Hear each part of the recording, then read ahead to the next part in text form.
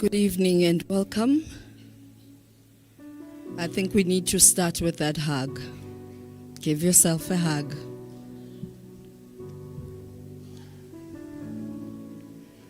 And tell this person you're hugging, I love you. I appreciate you. You are valued. You are valuable. You're awesome. You are. Thank you. I think you need to give yourself a round of applause.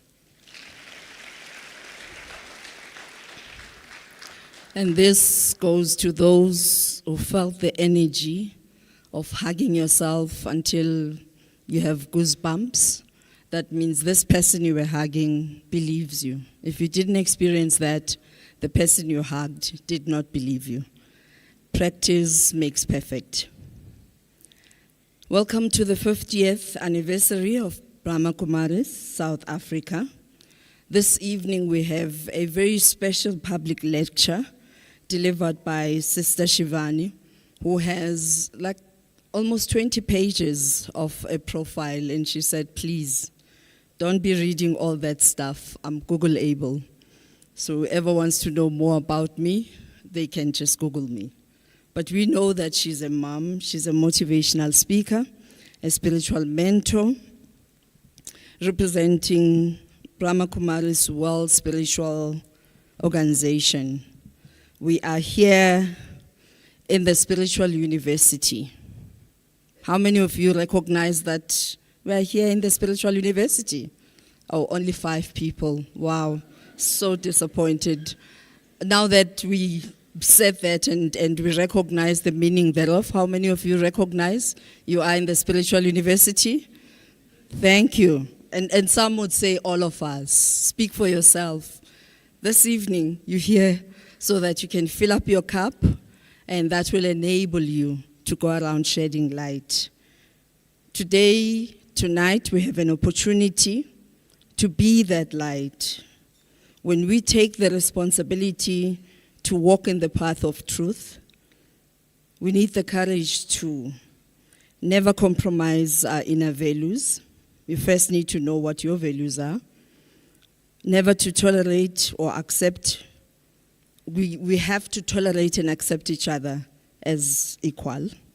Be free from deception of ego and false identity. It is a privilege for me to be facilitating this conversation this evening. They call it program directing, and I regard myself as just privileged to just come and drink from a well of wisdom. And before we begin, I'd like all of us to just take out our phones and please switch it off. If it doesn't have a silent button, even worse, completely switch it off. Because trust me, the world will still function with or without you answering that call. Be present this evening. Receive every second of this phenomenal thing that's about to happen in South Africa. This is a global phenomena happening in South Africa. So be present and receive everything for all its intents and purpose. And I'd like to humbly request that during the session, no picture taking, please. No recording of the session. All the books that are required for your wisdom to expand so that you continue to be light are available outside at the foyer, and I'm sure so many of you have seen that already. And some of the teachings, this teaching too, will be recorded. It will be available on YouTube. So please take away your phone completely, except me because I'm at work. So I'd like now, please help me welcome. This is going to be an artistic performance, and it's going to be, let me borrow my eyes. By the way, when I wear these glasses, I can't see you. I have to take them off so I can see you. Manabe Shikole, and young team, they call themselves. They call themselves young social anthropologists. She performs with a student of healing and love. Manabe is a spoken word female poet with more than 10 years of art world. And you look at her, you wonder where those 10 years are. And for this performance, she's accompanied by Tswelopele Tsotetsi, music performance scholar and journalist. They have collaborated with a young group called Jabulile Arts and Culture Society from Orange Farms, the south of Johannesburg, and together they have come to embrace the beautiful gift of rhythmic storytelling, music, and dance. Please do enjoy.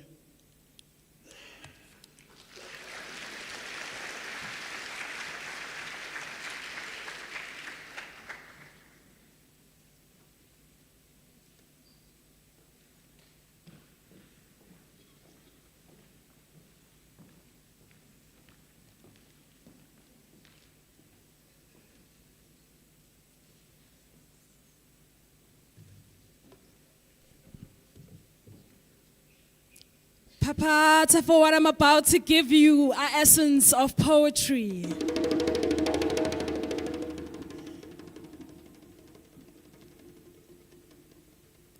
Papa, for what I'm about to give you, poetry. Papa, for what I'm about to give you, our essence of poetry. What's this world? In a world that requires us as one worked, we ease in soul to open our being to the perfect consciousness of us being here today. In this world, it's time to live. This world,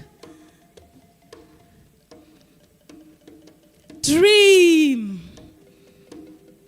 of a clean world. In this world, dream of a clean world.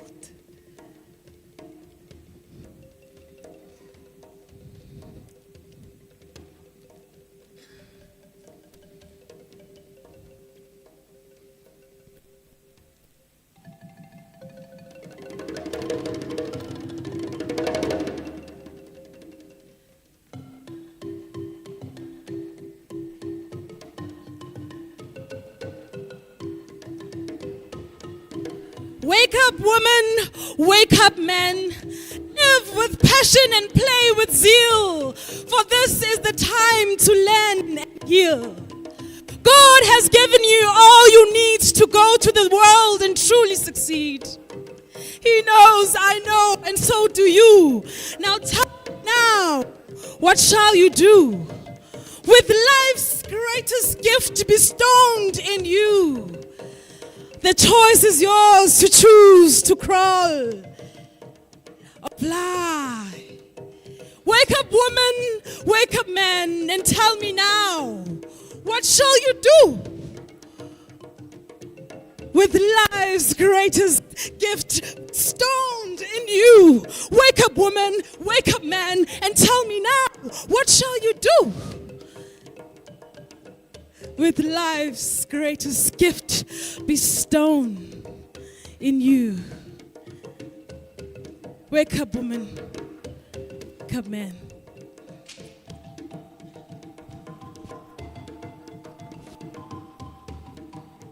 Papa, for what we are about to give you an essence of our poetry.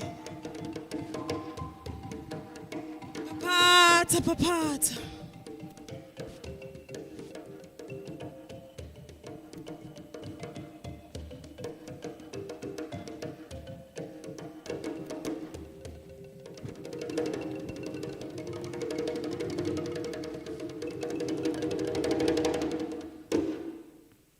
Good music indeed.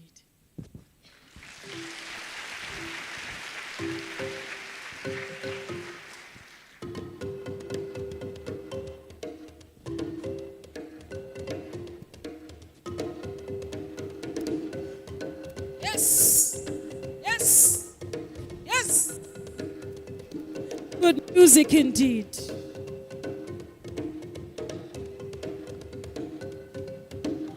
Feel free to join in and clap your hands.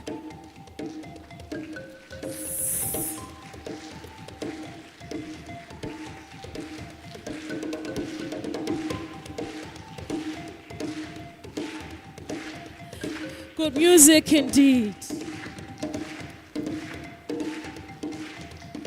Midolens.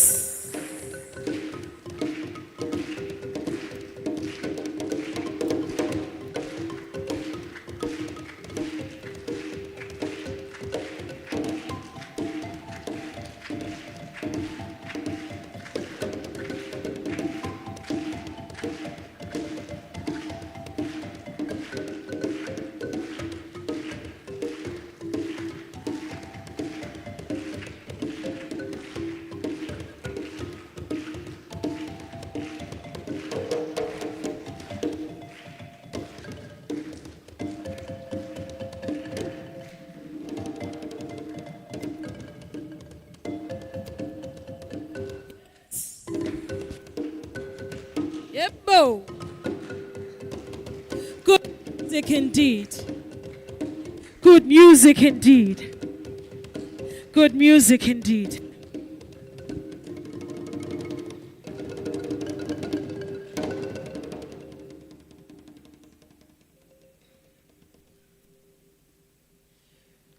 Music flows through soul to soul. It comes from speakers to your earphones, creating emotions that are undefinable, making you feel capable are disabled of doing the impossible. It keeps the world entertained. It keeps talents running and in shape, fulfilling dreams. People's lives are changed. Some are made through his words. It sings harmony and peace and flows with the heartbeat. Identity it meets, reputation it feeds on its eager to satisfy good deeds. But good music indeed. Good music indeed. Good music indeed.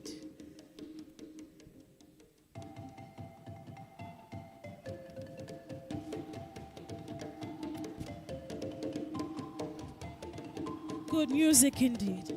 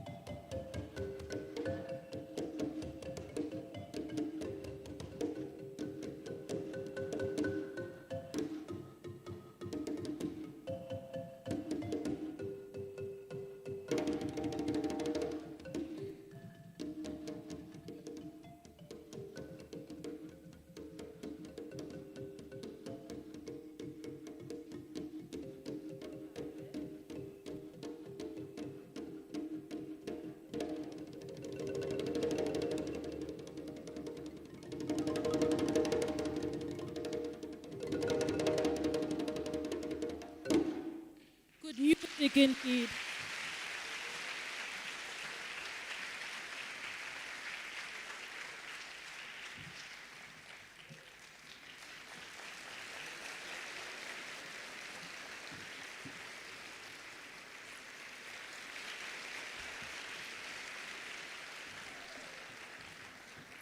Thank you, Manape Poholo, Shohole, and with her team called Young Social Anthropologists. Thank you. That was calming, soothing, and a bit of a reminder that we are Africans. I was looking forward to seeing some Africans shaking the blessings that their parents gave them. But unfortunately, it doesn't seem like Africans are in this room. But it's all right, we'll get there.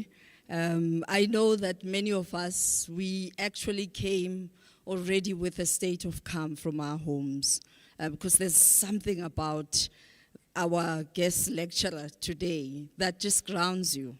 Earlier on, I had the privilege of going to greet her, and I was just overwhelmed by emotions. It reminded me of a time when I met Nelson Rolihlahla Mandela, where you just become overwhelmed with emotions, not knowing where to channel those emotions. And she looks at me in the eye and says, soul to soul, our souls are connecting. And I'm hoping that this evening, your soul is going to be connecting with everything that's going to be happening. And I think I only have this one shot at reading a brief, like she insisted that it must be just a minute of bio. And she said, I don't want all those things being read about me, but I selected what I thought was important. But before I do that, I'd like to just say, for me, the privilege and honor connects with, and this is something that my sisters here at Brahma Kumaris didn't even know, that many years ago, I was diagnosed HIV positive, and my message was simply that it all begins in the mind. And the more I got connected to our lecturer's work, the more I realized that, you know, all of us already have the answers. And when you are faced with a circumstance, when you draw from within, it's incredible what you can achieve. 25 years later, I've never been sick, I've never been ill, I've never had so many things that are associated with illness because I changed my tongue. I changed the spoken word. I stopped saying I am HIV positive, and I said I was diagnosed with the condition. It is what you name it, whatever it is that you name it, so it becomes. And those are your teachings. Thank you very much for that. Sister BK SHIVANI has been a practitioner and a teacher of Yoga meditation, which is what we're going to experience today. That is at the heart of the Brahma Kumaris World Spiritual Organization teachings. This has been since 1996. She's an academia, well-vested in the awakening of humanity. Her widely popular television show aimed at self-transformation, Awakening with Brahma Kumaris, enjoys the rare distinction of having completed 2,000 episodes. Through her shared wisdom, viewers have overcome many health challenges, and I, for one, am one of those examples.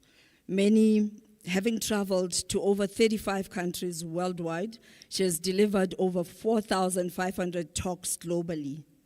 4,500 talks. And yet she's so soft-spoken.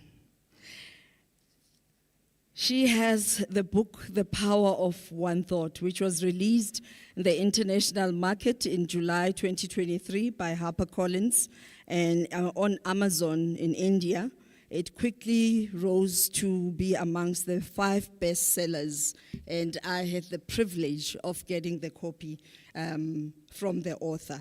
One of those privileges that I live to tell my grandchildren and their great-grandchildren.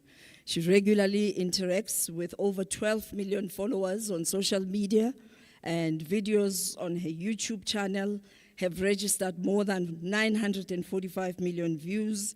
Her mobile app for emotional fitness has been over 3.25 million downloads, making it India's leading meditation and mindfulness app, and I suggest that you connect the dots and join in the movement.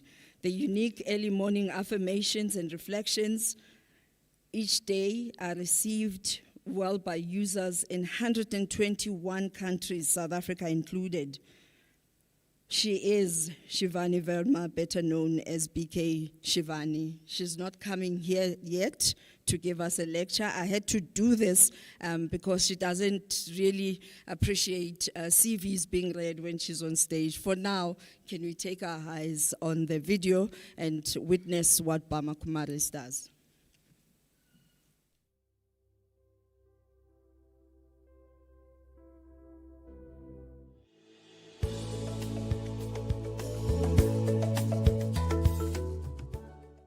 When I change, the world changes.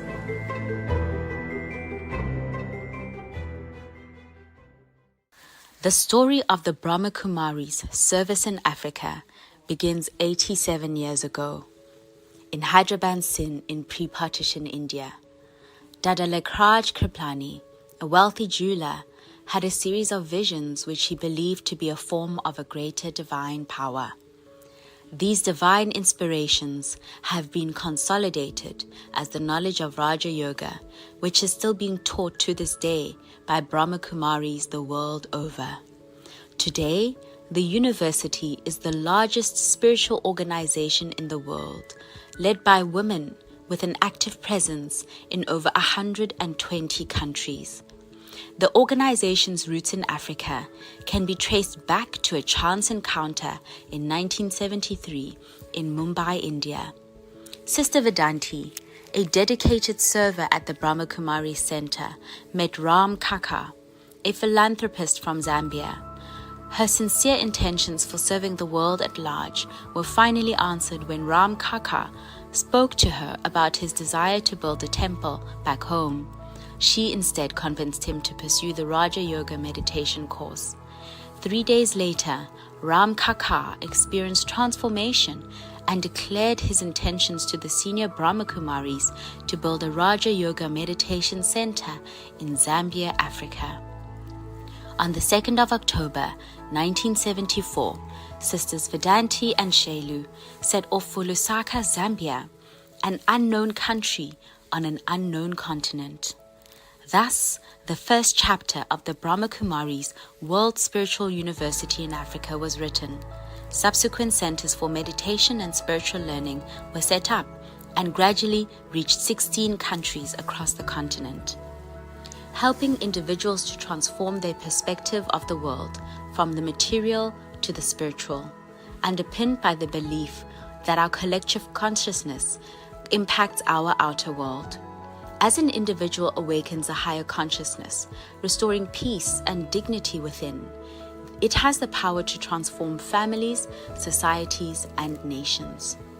Programs at the university focus on meditation, harmonious relationships with people and the planet, practicing values in daily life, positive thinking, and living a stress-free life. All activities offered are free of charge and managed and supported entirely by volunteers. In 1985, the Brahma Kumaris Africa received a Peace Messenger Award from the United Nations for an international project called Million Minutes of Peace Appeal. Under the guidance of Sister Vedanti, in 2004, the movement expanded its footprint to 40 countries in the continent through an initiative called Serve Africa. In Africa, we now have a presence in 48 countries and 80 centers, catering to people regardless of their faith, gender, age, race, vocation, or nationality. Back home, the Brahma Kumaris was established in South Africa in the mid-1980s. The 80s was a time of intense political and social upheaval within the country, and the Brahma Kumari centers offered people of diverse backgrounds an oasis of inspiration and spiritual exchange. Initially, offerings of free meditation courses sprung up in private homes and hired community venues. Despite the fairly informal inception, the Brahma Kumaris now has its own designated meditation centers in all major cities: Johannesburg, Durban, Port Elizabeth, Pretoria, Cape Town, and Nelspruit.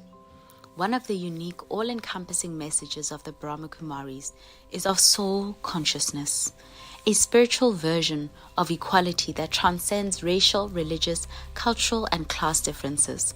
As such, the Brahma Kumaris' teachings is relevant for post-apartheid South Africa and can help heal the deep divisions that have encountered this country for generations. In these times of uncertainty, we need to pause and learn the skill of meditation to center ourselves and raise our perspective and develop inner peace. All the Brahma Kumaris events and offerings are free of charge in service to humanity. People who benefit contribute voluntarily in kind, time, or skills. The 2nd of October 2023 marks the 50th year of the Brahma Kumaris service in Africa. To commemorate this Golden Jubilee year, we continue to introduce new initiatives across major cities to serve Africa in the spirit of our common humanity, Ubuntu.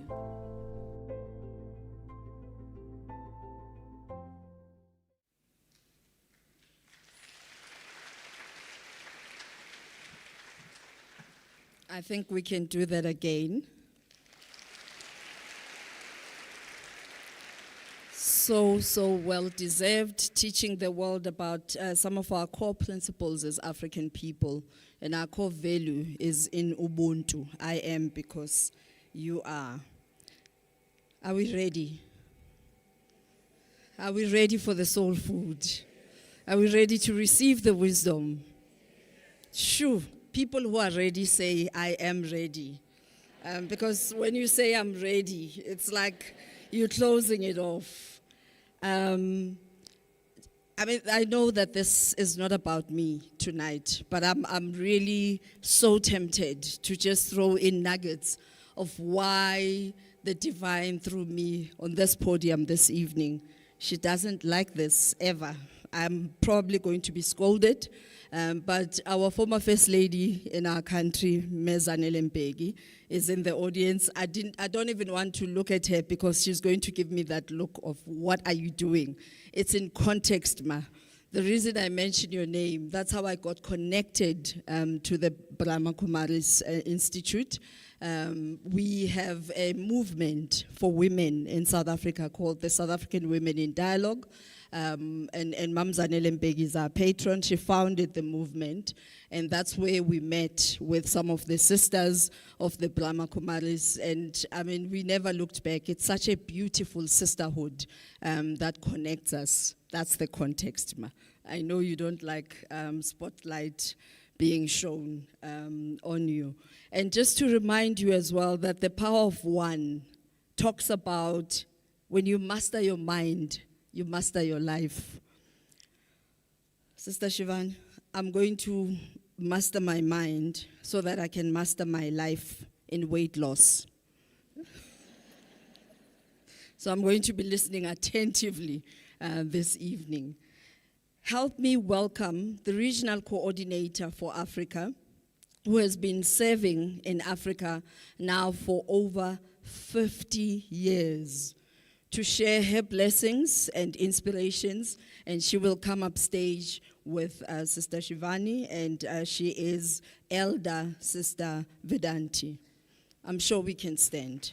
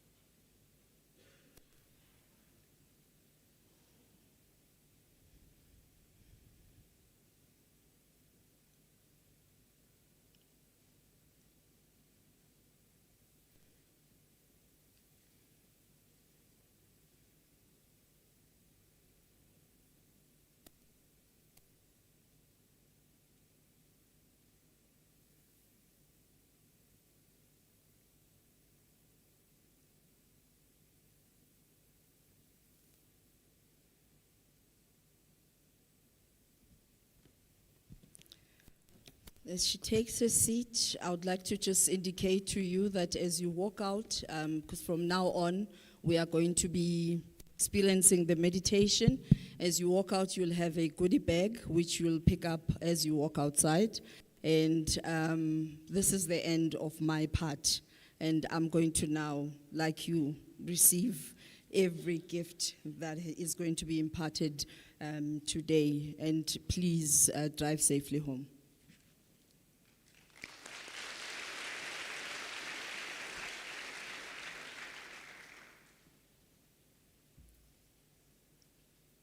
Om Shanti.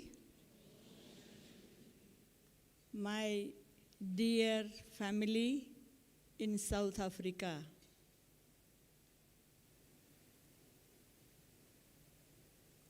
I have so much love for you all because today you all will experience real peace of life which will remain forever in your life. And this vibration of peace will unite us all together to make this world heaven. Good luck to you all. Remember that life is a gift of God. It is up to individual how we use each and every moment of life. Today, it's not my role.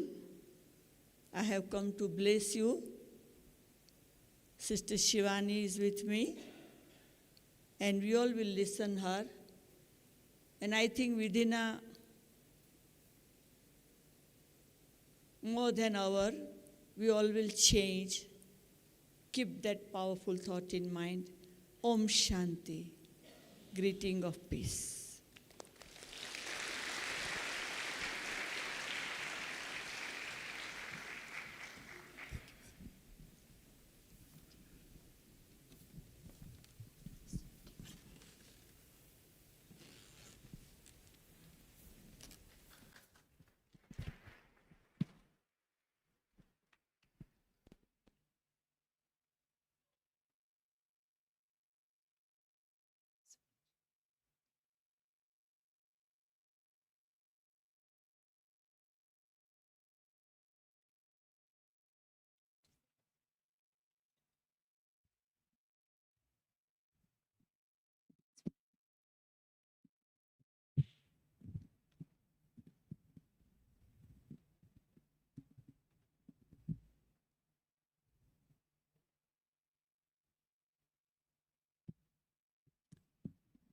Om Shanti. Let's sit straight. 3 deep breaths and relax the body.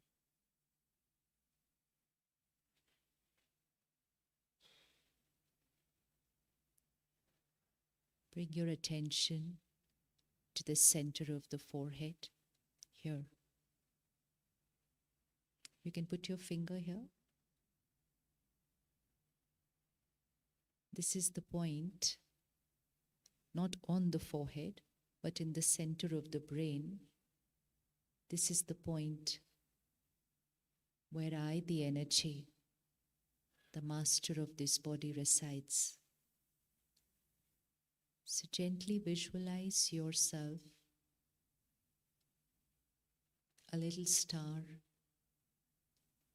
a point of light in the center of the forehead.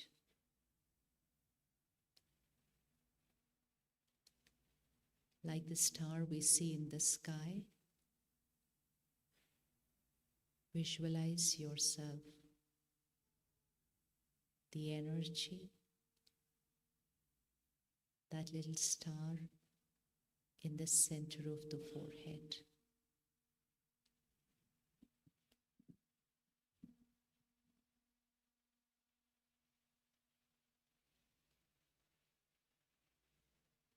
And gently repeat these thoughts to yourself. A reminder of who I am.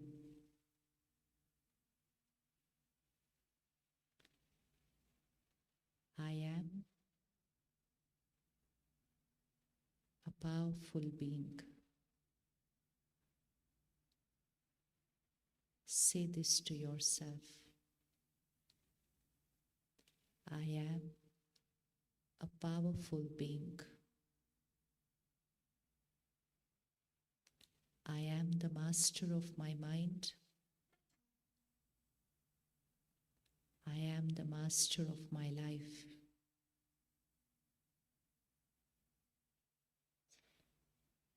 I am the creator of every thought, feeling, every word, behavior. I am the creator of my destiny.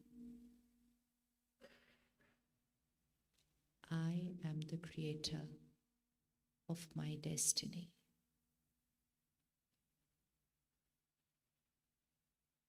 I am a powerful being.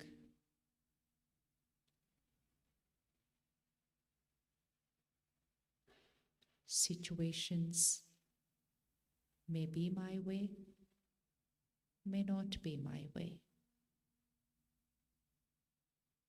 I am calm and stable always.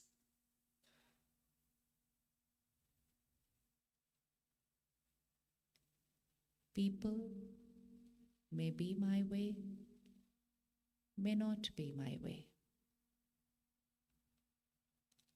I am loveful, compassionate, always. It's my nature. It's my personality. I am a powerful being.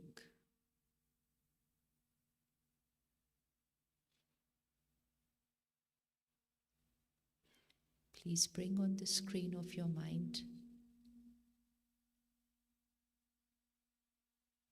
a scene that was not your way. Maybe in this last 1 week, or a situation which is not perfect currently going on in your life. Let's bring it on the screen of our mind.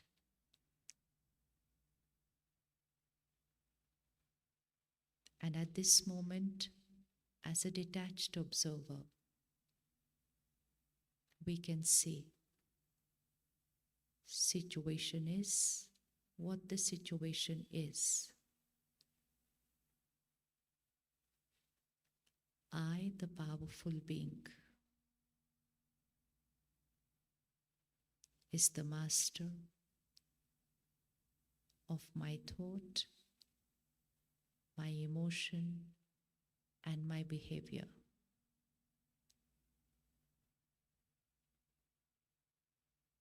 I am the creator of my destiny.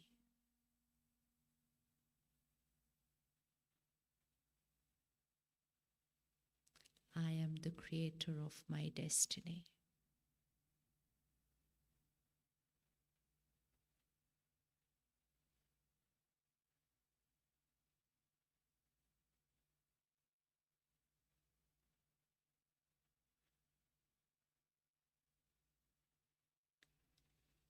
Om Shanti.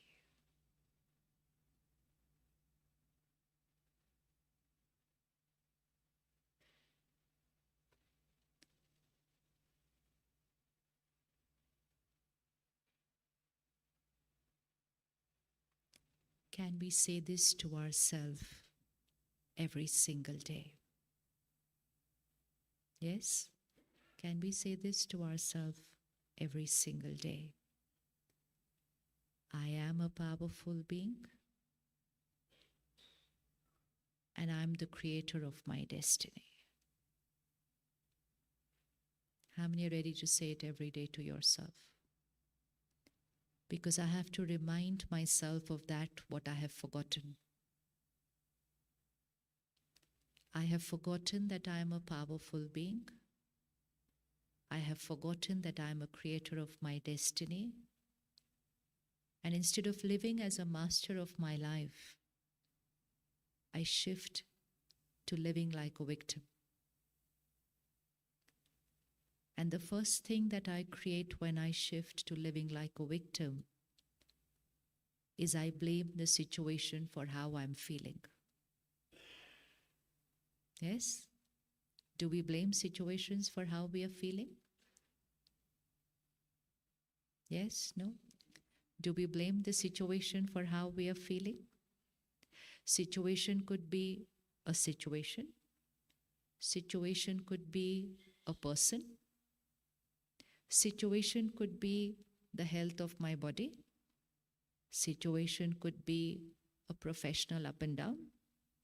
Situation could be a financial problem. Situation. It's only a situation. The situation could be an insignificant scene. The situation could be a crisis. But who is the creator of my thoughts and feelings? Is it the situation or is it I?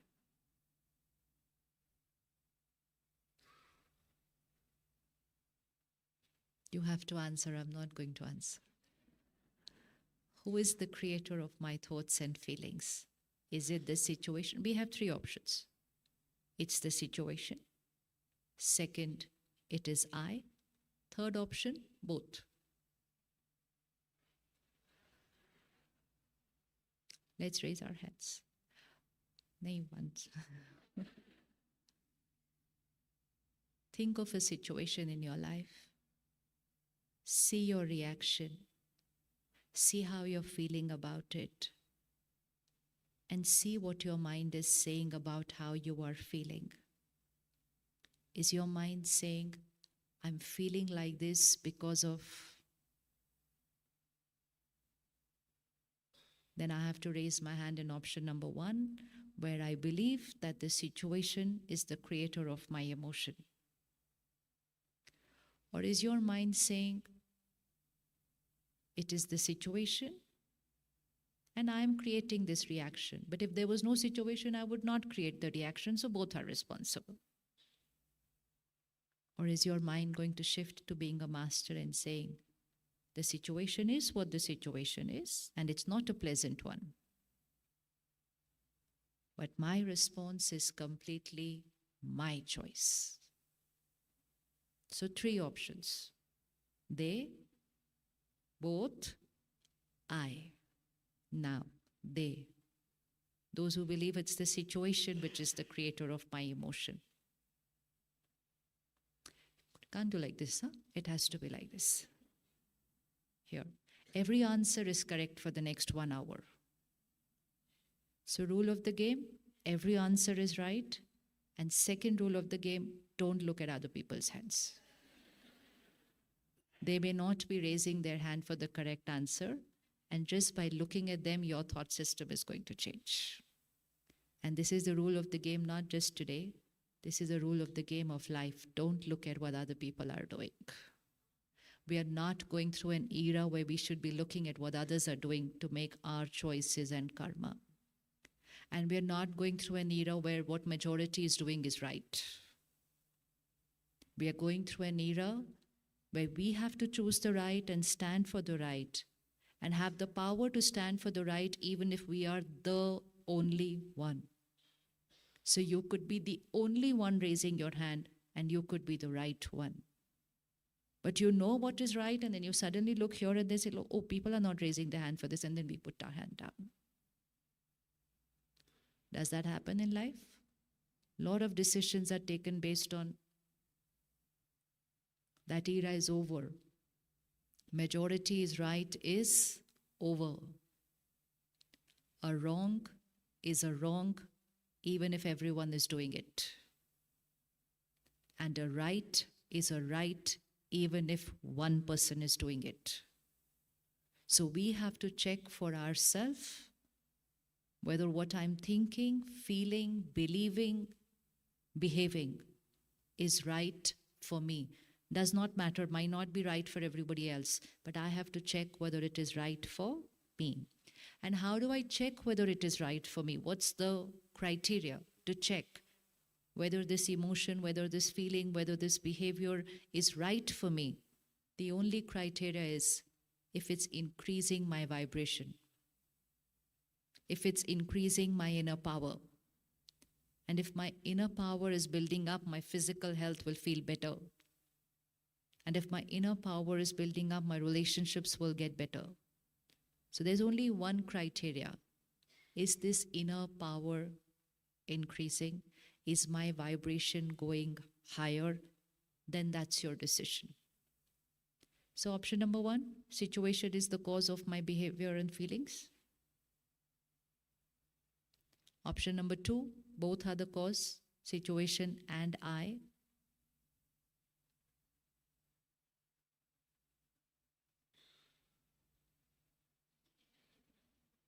And option number 3, only and only I.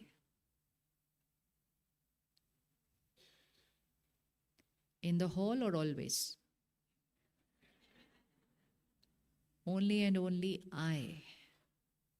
Now we're going to translate this from a piece of knowledge to a piece of information which we agree with to the way of living. To the way of living. So when there is a situation, the first response that we create is a thought. Even before we create a word, behavior, come into action, take a decision, implement, execute, that's all. It only starts with one thought. And the first thought that I need to create even before creating that thought is that I am the creator of my reaction. But if I say, I'm feeling like this because of, then my every next response will be incorrect.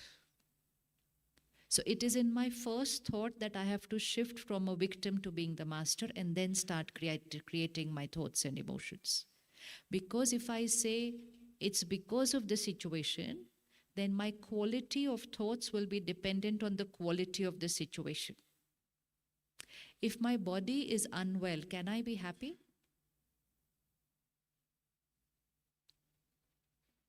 If my body is hurting, will I be in pain?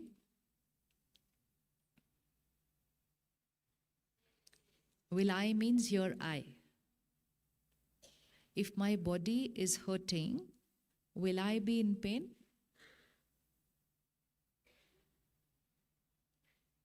Yes? No? If my body is hurting, will I be in pain?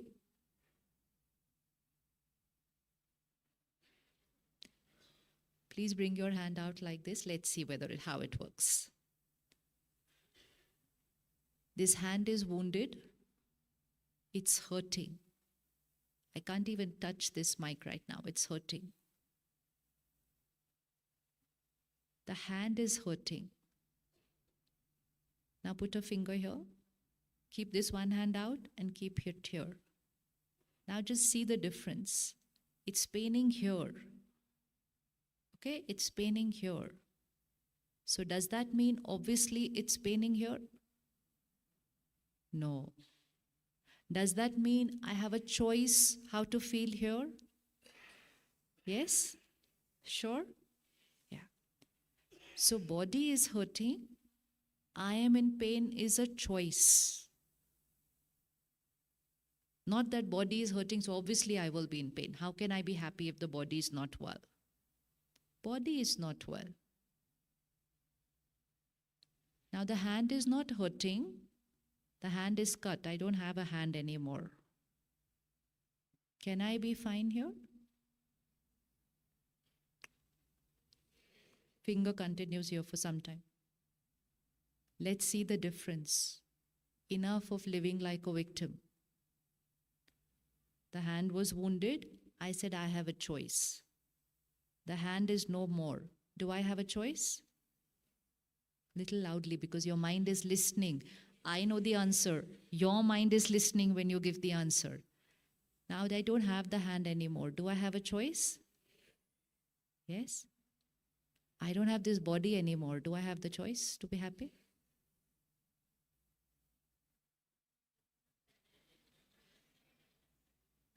And which means, even on the day I leave this body, even on the day I lose this body, even on the day I lose everything that I have achieved, acquired, and held on to like this, even on that day I can live happily.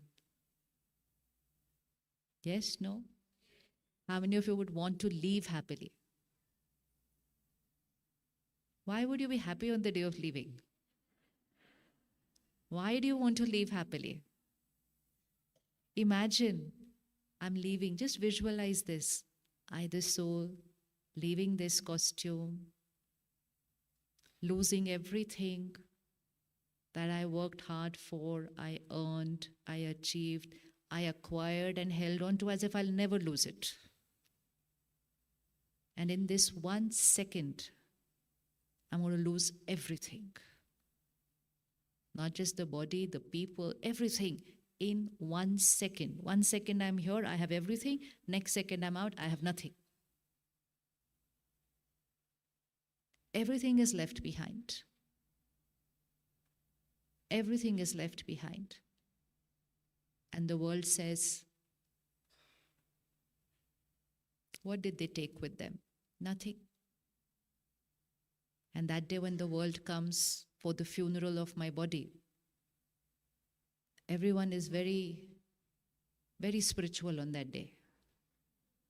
And everybody says, what's the purpose of our life? We take nothing with us.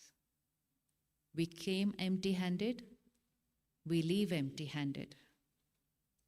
So for a couple of hours, everybody's in a very different frame of mind that day. But by the time we finish the funeral and reach home, we are back to me, I, mine.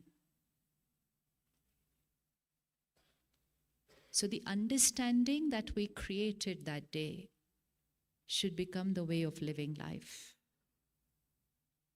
Do we come empty-handed and we leave empty-handed? Do we come empty-handed and we leave empty-handed?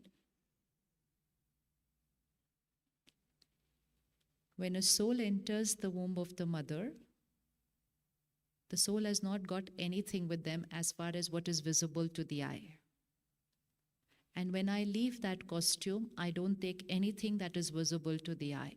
So I leave behind my body, my people, everything that I achieved and acquired. I even leave behind my education. So the soul enters the womb of the mother, and again we have to say A for apple. So I could be a double PhD right now. 1 second later, enter the womb of a mother. 2 years later, again A for apple. So we don't even take our education with us. We have to start everything from scratch all over again. But there's only one thing that I, the soul, take with me.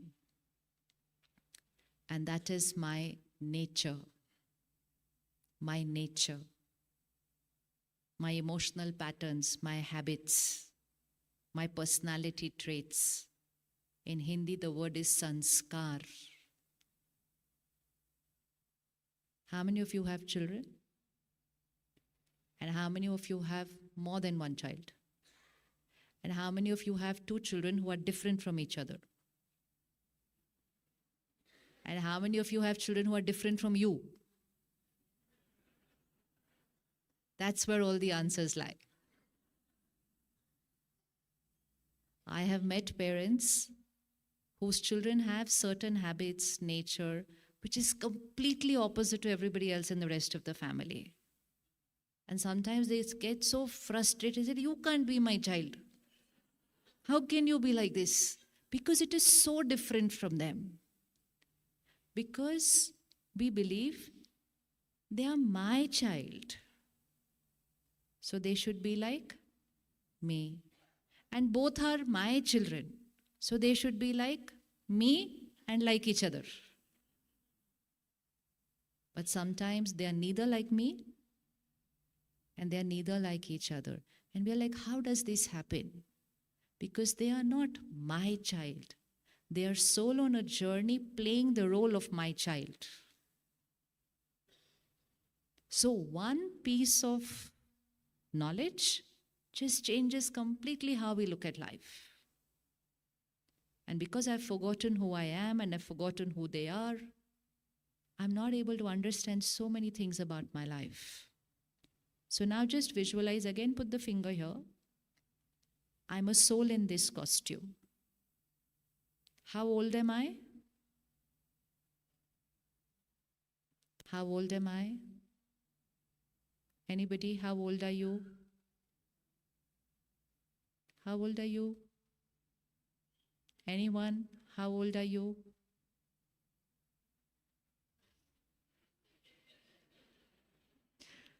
How old are you? Anybody, how old are you? Huh? How old are you?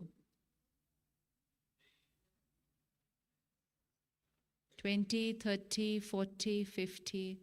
And sometimes full of ego, we say, I'm not going to tell my age. No, tell my age. It's not my age. It is age of the, see, simple things changed. It's not my age. It is the age of my body, like the age of the dress I'm wearing. The clothes you are wearing could be 1 day old, 1 month old, 1 year old. It's just the age of the costume. And below this costume, we're wearing another costume. And that 20, 30, 40, 50 is the age of this costume. How old am I? How old am I? So next time somebody asks you, what's your age? Don't say, I'm not going to share. You shouldn't be asking my age. Just tell them, ageless, eternal. Because we are. We are ageless. There's no age. Because energy can neither be created nor be destroyed. I don't die. I just change a costume. So I leave this old costume and take the other one. So first thing today, keep on ticking what all concepts have to change today. I am ageless. I never die. So fear of death. Fear of death.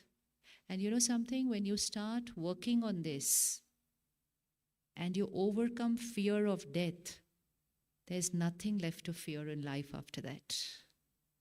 There's just absolutely nothing to fear after that, because you understand death, you accept death, you accept that yes, I will leave this costume, and you also accept that everyone around me is also going to leave. Certain that we are going to leave? How many of you are certain I'm going to leave? And you're certain family is going to leave? Are we prepared for it? Are we prepared for it? Should we be prepared for it? And how should we be? How should we be when they leave? Okay, if you want to prepare for it, then from today change the way you talk to each other. We believe love is saying to the other person, I will never be able to live without you. And the other person also says, I will also never be able to live without you. And for 20, 30, 40 years, we repeat that affirmation daily, knowing very well that one day either you or I will have to be living without each other. One will be here in this costume living without the other, and the other will leave even the costume and move forward. So both will be living without each other is 100% reality, which everyone knows. And yet we want to say the contrary every single day to each other, believing that this is a sign of love. And anything that I affirm repeatedly, that I will not be able to live without you, I will not be able to live without you. And finally, when that day comes, I don't have the power to face that scene of life. So what should we be saying to each other if we love each other? Then what should we be saying to each other? A lot of new lines today. What are we going to say to each other if we love each other? Very simple. I'm not answering this. I've already given away the answer. You only have to say it. Look at each other right now. Anybody, parent, child, sibling, friends, this is not all about husband, wife. No, it's anybody in family. It's anybody in family. Now look at each other and see what is love. Love is power. Love is not weakness. Love is strength. Love is power. Say to each other what you want to say. When I leave, yes, when I leave,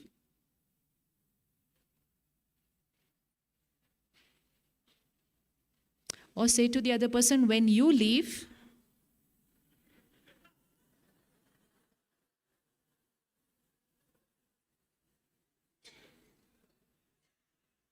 what should the truth be? When you leave, I will be.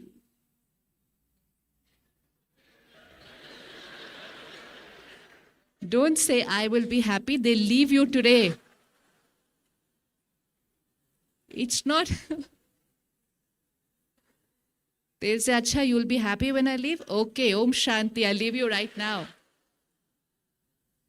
See, happy means I will be stable, I will be powerful, I will be the master of that situation, I will take care of everyone, and most important, I will send you with powerful vibrations for your new journey. That is called love.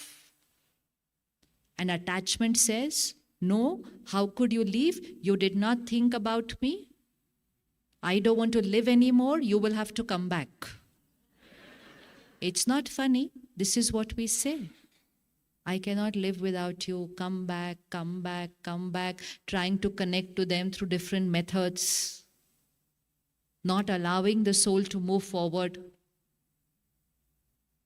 Then saying, yes, they are around me. I can feel them. If they are around you and you can feel them, please ask them to leave. Yes, no, this is not funny. Ask them to leave because life is not comfortable for that soul to be around you like this without a body. Don't say, yes, I want them to be here. It's not the time to think about ourselves. It's about what's right for that soul. So from today, new affirmation. Love is not, I will not be able to live without you, you will not be happy without me. Love is, we have empowered each other, and when any of us leave, this family will be calm, stable, and powerful. This is love. This is love. So that the one who leaves is also able to leave with ease. No worry. You know something, even if you leave in the morning for work, and you have a little child at home crying, is it easy to go to work?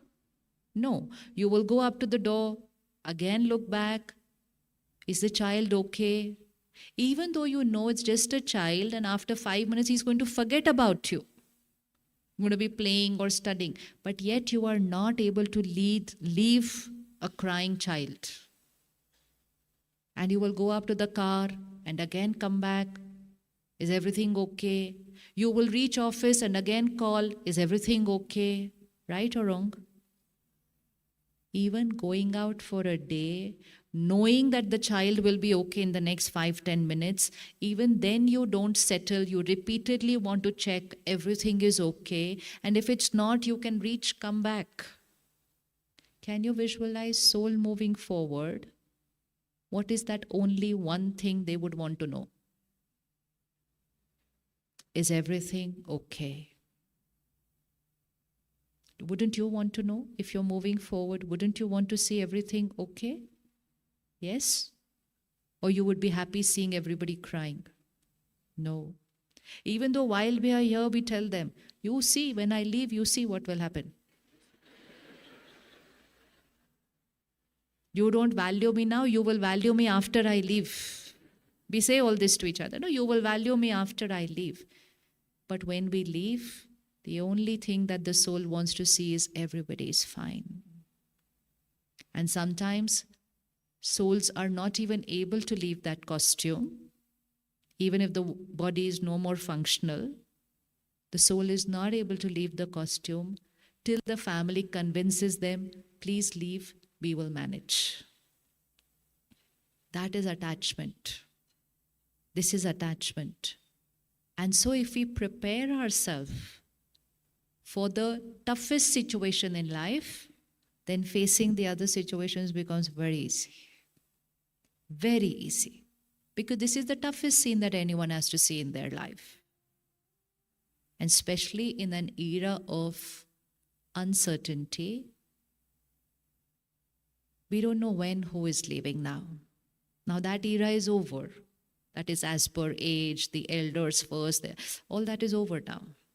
Now it can be anyone, any day, any time. Yes or no? Yes. So we all have to be prepared for a reality. And if we are prepared for this reality, we are able to overcome fear of death, our own death, and even anybody else leaving, because we know it's the truth. And even in that toughest situation, our priority is to make every soul comfortable. Every soul comfortable. First priority, the soul who's moving forward should be comfortable. Because when someone moves forward on the journey, the family left behind lose a very important member of their family. It's a big vacuum. But to remember that the one who's moved forward has lost all his family. So if we are 4 in a family, one moves forward, 3 of us have lost one family member, but 3 of us are sitting together. Right? So we're still there for each other. But that one who's moved forward has lost all 3. Do we ever think about that? No. We are in our costume, we are in our house, we have everything around us. The one who's moved forward has lost everything. Whose pain is greater right now? We or the soul who's moving forward? The soul who's moving forward. Rise above attachment and shift to love. Don't say what will happen to me, say what can I do for you. And what I can do for you is take charge of my emotions. That vacuum will be there always, but the remembrance will be with love and gratitude, not with pain and grief. I will not say, how could you leave me like this? I will say, thank you for every moment that you were there with me. Change. Thought change. Thought changed, vibrations changed, energy changed, destiny changed. Come back, I cannot live without you. Change. Your new costume, your new family, and a very beautiful destiny is waiting for you. You don't worry about us. Goodbye. Thought changed. Even if they want to stay and they don't want to leave, we will have to ask them to leave. It's like everyone sitting, chatting together, having a cup of coffee. Now one person has to go to office. But that person is having such a good time, they don't feel like going to office. So what do the other 3 have to go? Go, it's time, you have to go. Because they don't feel like leaving. We will have to ask them to leave. But they don't feel like leaving and we are saying, no, you cannot leave me, so they will sit there.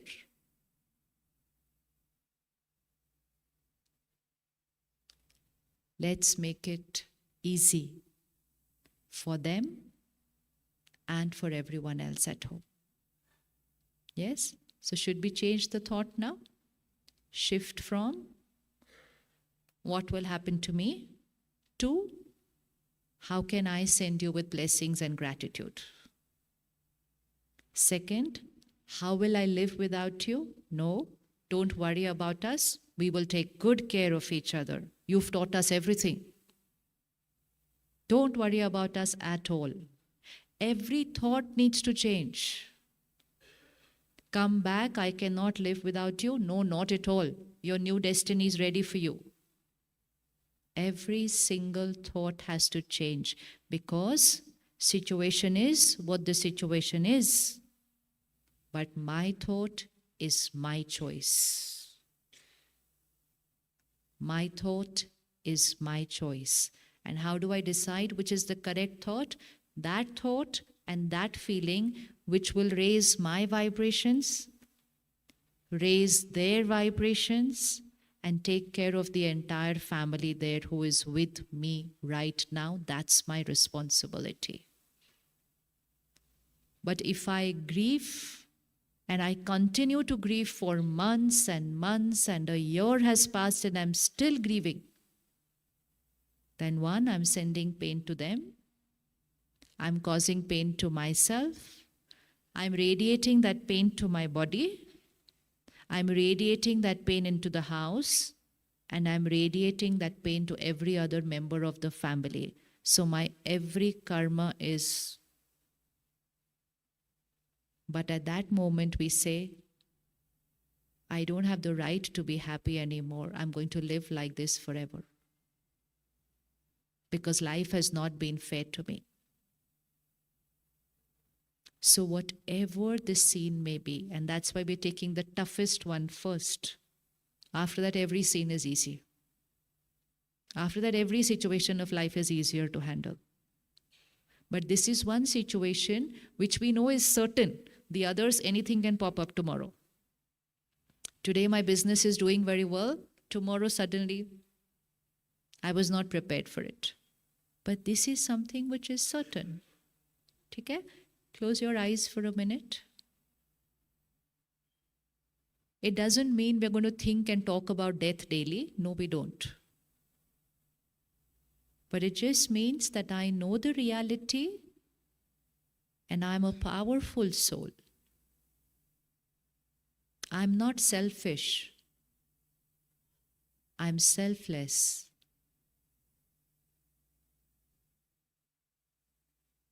The one who I love, it's my responsibility to take care of them even after they are not in that costume. My vibrations are their healing energy.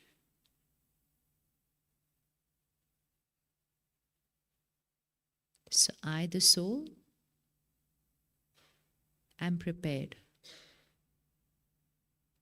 I know for certain that every soul is going to move forward on their journey. Everyone sitting around me right now is going to move forward on their journey. And I promise myself today, I will make their journey a beautiful experience. I will send them with so much love and blessings and gratitude.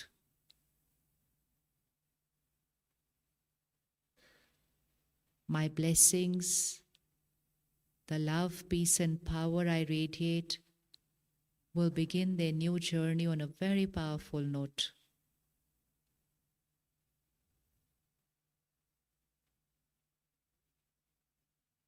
This is my karma responsibility. This is called family. And this is called love and power.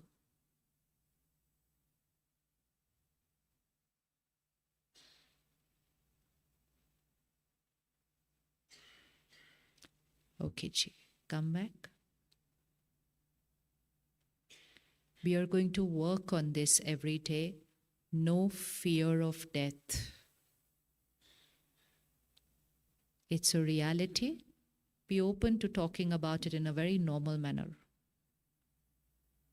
Don't live in a denial mode. Nobody is going to die in our house. Doesn't happen that way.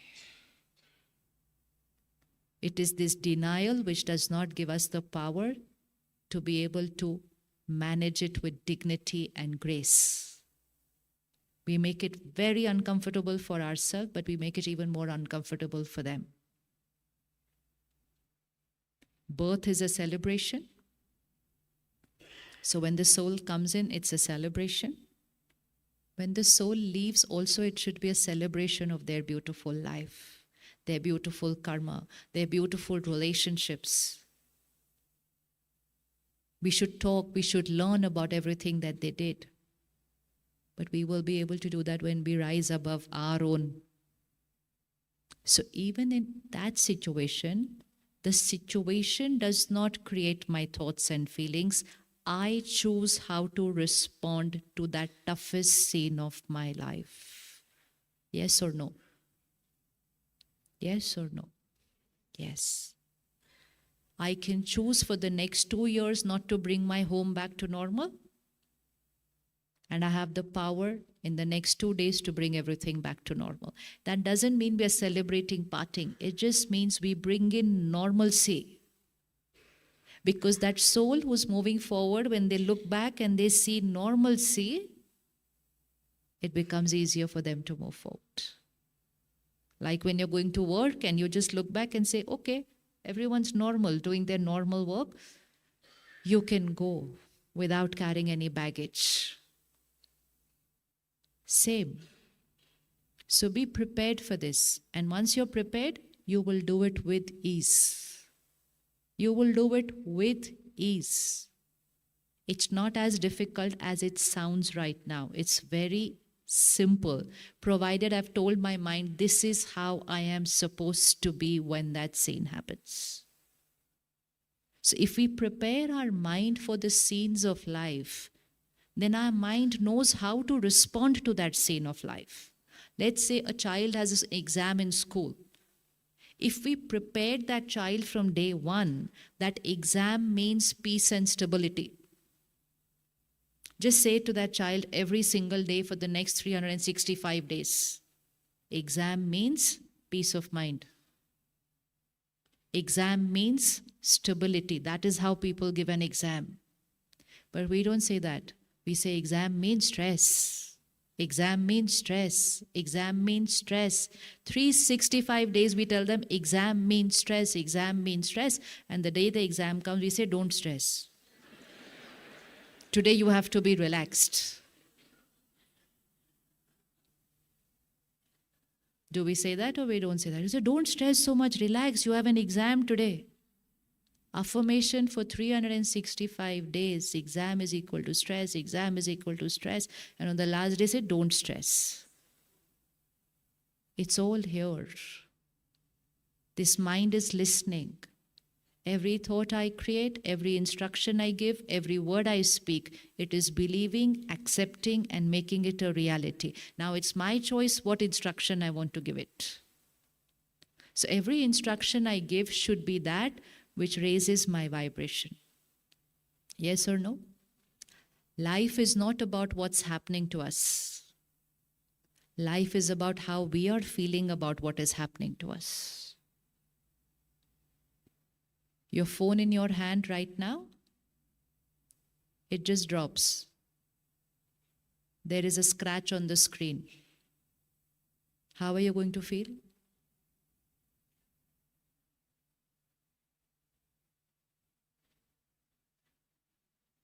Just a scratch on the screen, the phone is working. How are you going to feel?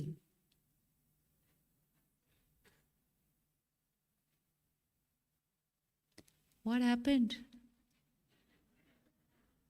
It's just a scratch on the screen. How are you going to feel?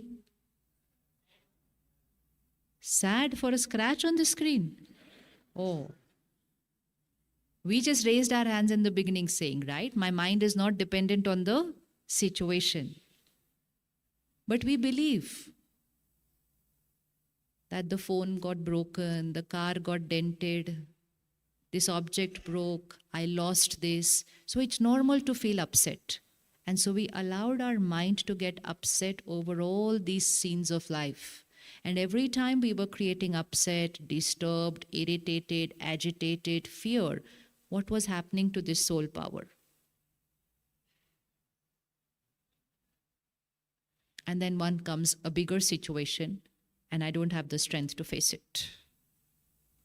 So purpose of life, my response should increase soul power. My response should increase soul power.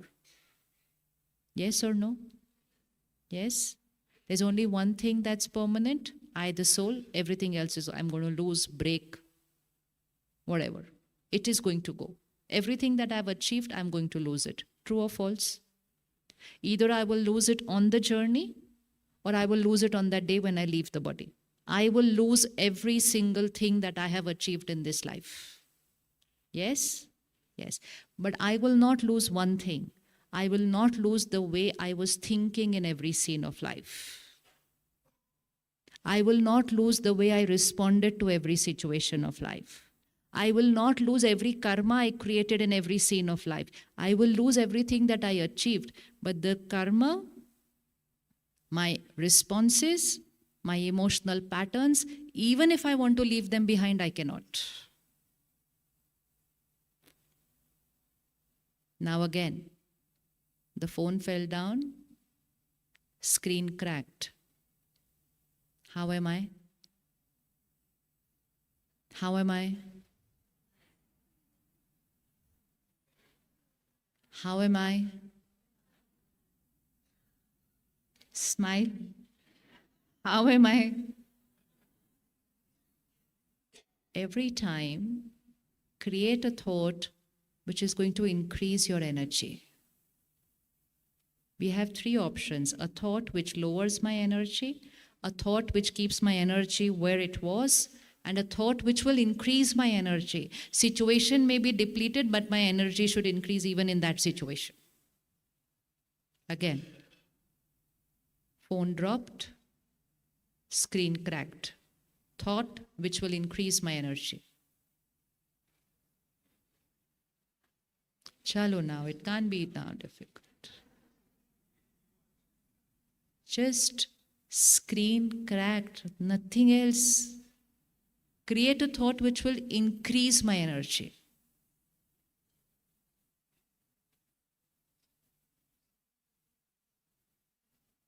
Polo, it's simple.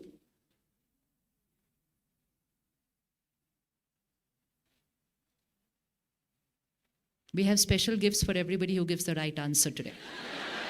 Chalo. Phone dropped, screen cracked. What will be my thought which will increase my energy?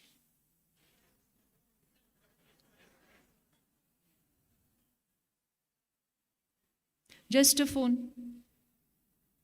But that will not increase my energy. It will just keep it where it is. I want to increase my energy. I want to feel better. You don't get a new phone just because screen cracked. You will get a new screen. Always, this is the way of thinking. In every scene, create a thought which will increase soul power.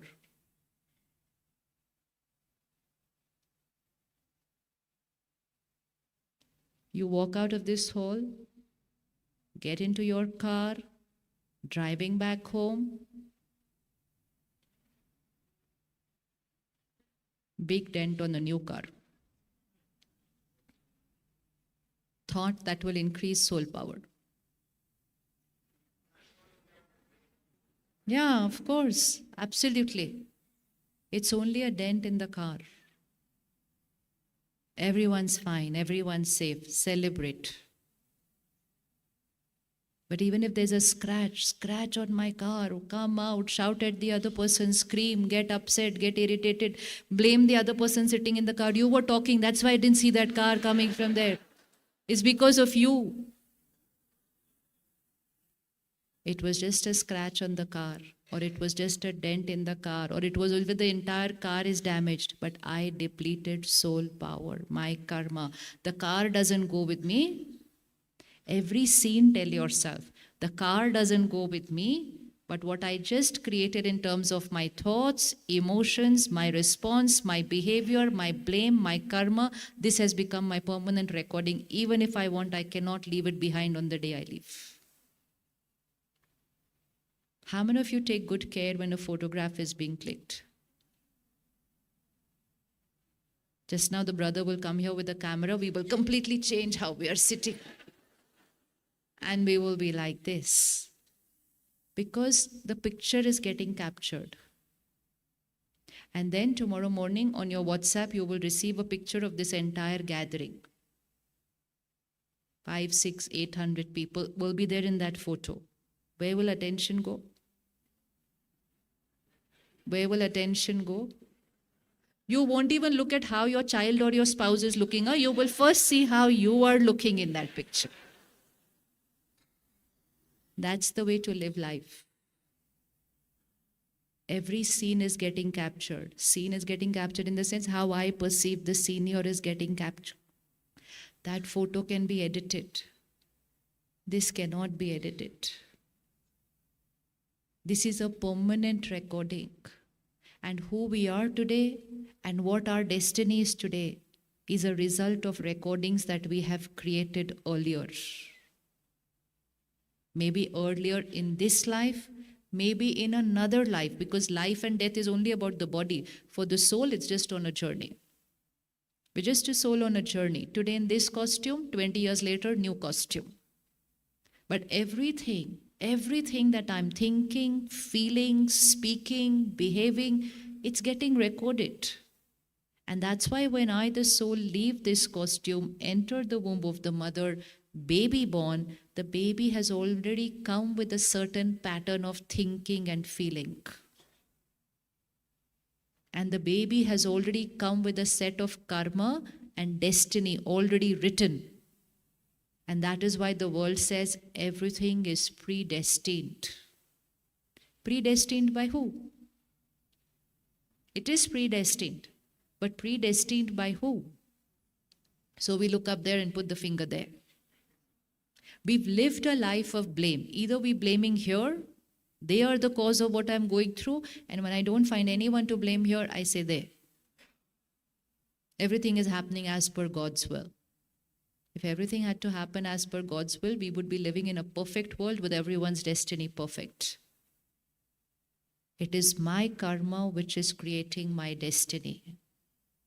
And I want to create every karma right, so that when any scene of life comes to me, I don't have to say, why did this happen to me? Yes or no? Yes? So can we start taking care of what thoughts we are going to create in every scene? So this is the new game. Scenes will not change, responses will start changing. Scene is transient, response is permanent. Scene is only of this lifetime, response is come permanent with me over multiple lifetimes. Scene will tomorrow change, recording I will not be able to change. Have we experienced there is a scene of life which comes, we get angry, we get irritated, we get agitated, we get stressed. Tomorrow everything gets okay. Yes? Yes? And then we say, oh, I shouldn't have made such a big thing out of it. It was not so big. Tomorrow the scene has changed. But I will not be able to edit the recording. I will not be able to change the karma, but it's got recorded on the soul. So that's called living a life of awareness. Be aware. Every thought is getting recorded. Every response is getting recorded. And not just a recording, it is creating my destiny. So who's the creator of my destiny? Who's the creator of my destiny? I. My destiny is not what is happening to me. My destiny is getting created based on how I respond to what is happening to me. Like sister just shared in the beginning, HIV positive, 25 years back, is a situation. You think right? You think right in that situation? You're feeling right, your body starts responding and your body also starts feeling right. But even if the body is not feeling right, if I am thinking and feeling right, then my quality of life is not what the body is going through. My quality of life is what I am going through here. Someone could go through chronic cancer and they are happy. And someone could have mild fever today and there's nobody more stressed than them. Yes or no? So it's nothing to do with what is the situation. It depends on how I respond to the situations of my life. And now I need to be 100% certain today that whatever may be the scene, the situation is not responsible for my response. Only one person is responsible, I, me, myself. In that same situation, different people will respond differently. Yes? Have you ever experienced 4 or 3 members of a family, same situation for all of them, but all of them respond differently to the same scene of life? Yes. And one of them is going to say, it's such a big crisis. The other one is say, it's okay, it's just a problem. The third one is going to say, where is the problem? This is normal part of life. And then you know what? Then they forget the problem and they start fighting on how can you feel, how is it that you're calling it a crisis and how is it you're just finding it a problem? You don't bother about us. You don't care for us. That's why you're not finding it a crisis. Because we can't understand how is it that they are perceiving it different from me? Because according to me, the situation is what I am perceiving. Situation is not what I am perceiving. Situation is what the situation is. How I perceive it will change the way I feel about it. And my destiny is created based on how I perceive the situation, not by the situation. So where is the power? Where is the power? So there is no scene of life which allows me to be a victim. There's absolutely no scene of life which allows me to be a victim. We all love to hear experiences, stories of people who went through a crisis and came out of it with magical experiences. Yes or no? The most watched videos on social media would be about this. We love to hear it. We love to watch it. We love to read it. And we say, wow. Which means the human mind knows that power and dignity is in responding differently even to a crisis. So now, again, close your eyes and bring on the screen of your mind your situation. Your situation. Doesn't have to be something big. Any scene of life. For which, in response to that situation, I am creating an uncomfortable reaction. Which means a disturbed emotion. And I'm blaming the situation for how I'm feeling about it. And I find that blame very, very justified. And I'm repeatedly reaffirming that it's it's that scene which is the cause of my discomfort. Take the remote control back into your hand. Scene is what the scene is. First step, label the scene differently. The label that I give to the scene is going to decide how I feel. If I call it a crisis, my feeling will change. If I call it a challenge, my feeling will change. If I call it just a situation, my feeling will change. And if I call it a situation which has come for my benefit, this scene has come for my benefit. If I label it saying, there is some good in this scene that is certain, my feeling will change. Maybe I'm not able to see it right now, but it is certain that there is some good hidden in this scene. Then the way I feel about the situation will start changing. It's only about the label that I put on that situation. And that situation may be a person. So gently remove that earlier label and put a high vibration label. Situation is what the situation is. Label is my choice. So gently remove the earlier label and put a high vibrational word as a label.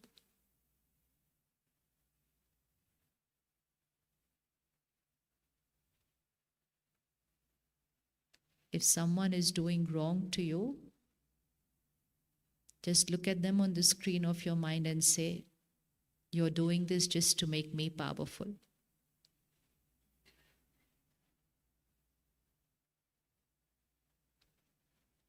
You're doing this, and I'm going to come out a stronger person in this scene.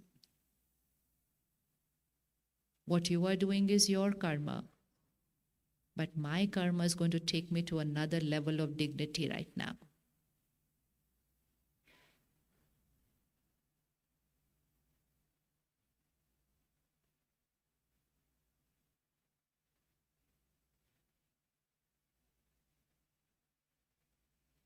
Okay, come back.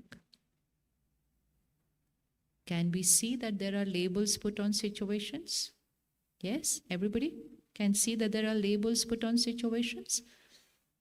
So always do this thing. Sit back and change the label. Even if everyone around is putting that same label. Oh, this happened to you. Oh, how will you live without this? How would you do? That's their label. Let them put their label. I will put the label that is right for me. And what is going to be the criteria of what is right for me? It should raise my vibration. Always to remember. It should raise my vibration. Because it's not just because so that I should be on a higher energy. It's because when I am on a higher energy, I'm able to overpower the situation. Right or wrong? Keep both your hands together like this. Put your situation on the left hand side. And put your mind on your right hand. When I say this is a crisis, then the situation becomes more powerful than me. Right? And then that situation overpowers my state of mind. But when I say this scene has come for my good, I go above the situation and I overpower the situation with my vibration, the situation starts changing. So why I need to raise my vibration in every scene is because only then will I be able to change that scene of life. I have to overpower the situation. And the easiest way to overpower a situation, it's a magical thought. Just keep saying it. To begin with, just say it without believing it. Very soon you will start experiencing it, and then after that it will become your mantra of life. Here comes a situation, and your first thought would be, this has come for my benefit. In Hindi we say, ye baat mere kalyan ke liye aayi hai.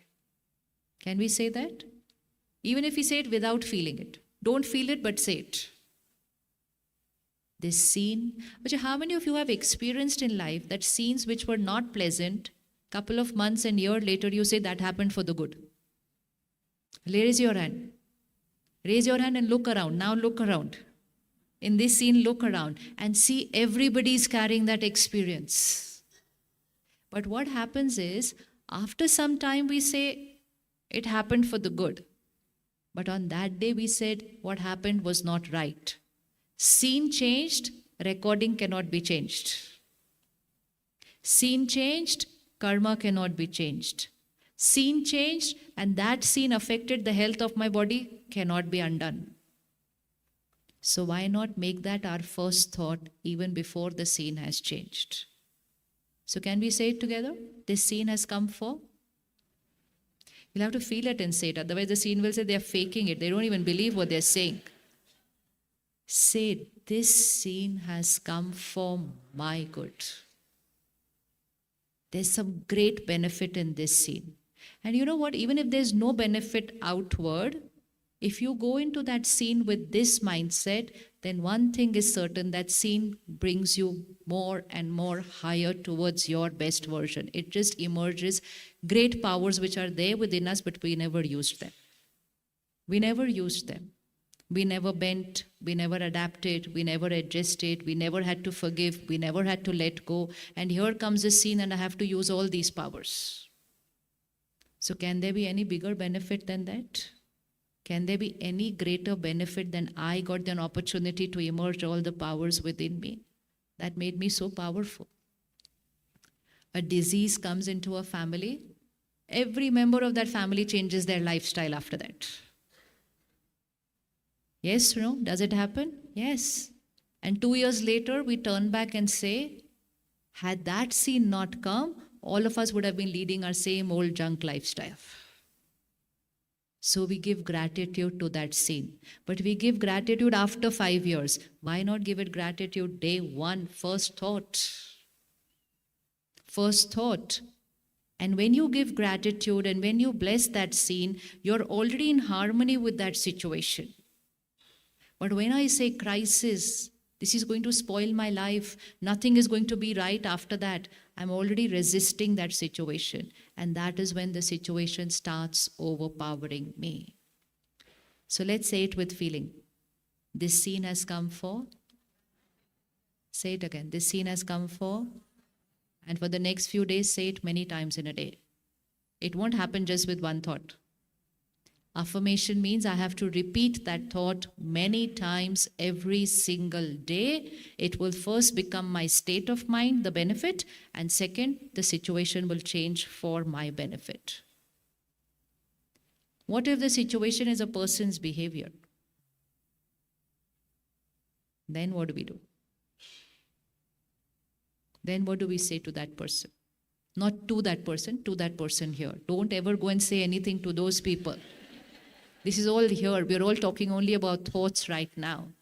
If someone's not right to us, cheating, betraying, exploiting, manipulating, lots of emotions are there around us. What thought can we create to go? You are doing what you're doing, but you cannot pull me down. Remind yourself that. You can't. First and foremost, always to remember, shift from becoming the victim to actually having compassion for the other person.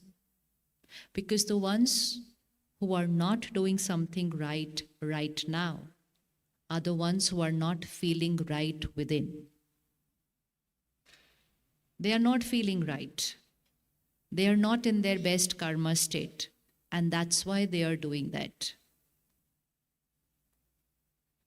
Are they doing wrong to me? Or are they doing wrong to themselves? Who's being wronged? I or they? Bolo, bolo, achhe se bolo. Who is being, because you have to record it here. When they are doing something which is not right, who is being wronged? I or they? Because that karma is getting recorded where? Even a simple thing like, they lied to you this morning. Simple, nothing big. So whose karma got recorded wrong this morning? Say it. Say it because it's getting recorded here. There. But when I say you lied to me, you did this to me, how could you do this to me? I trust you so much and you did this to me. What is the use of me trusting you? Then who is doing wrong to me at that moment? Very good. Record this now. Who is doing wrong to me at that moment? But we live like a victim and we say they wronged me. Nobody can wrong me. They can only wrong themselves. Because what they do is their karma recording. How I think about what they do will become my karma recording. So people wrong themselves, I react and I wrong myself. And I have the power to be right to myself. And being right to myself, I will radiate powerful vibrations, which there is a big chance that will transform them. So either their negativity overpowers me and we both become a victim of that karma, or I come up here, take care of my karma, raise that radiate that vibration to them and give them the power to change their karma. Which way of living is right? Which way of living is right? That is why at every situation, shift from being the victim to the master. Shift from being the victim to the master. But when I say in my first thought, they did this to me. No, they did this to themselves. That karma has got recorded on that soul. In Mumbai, I don't know how many, it's about, forgotten the year. There was that terror attack which happened in Mumbai, remember? It went on for 4 days in the city. And at the Brahma Kumaris, we always come together and we meditate when there's anything tragedy or a calamity that's happening in any part of the world. So I still remember that evening we were all meditating 6:30 to 7:30, and 7:30 we got up, and the sister in charge of the center, she just asked us, so who did you meditate for? So we said the souls who've left the body, they've left in pain right now. She said, okay, who else did you meditate for? We said the families who've lost people today. She said, okay, who else did you meditate for? Those who are injured. Who else did you meditate for? For everyone who's there now in the field taking care of them. Who else did you meditate for? The city is in pain. And then she said, who else did you meditate for?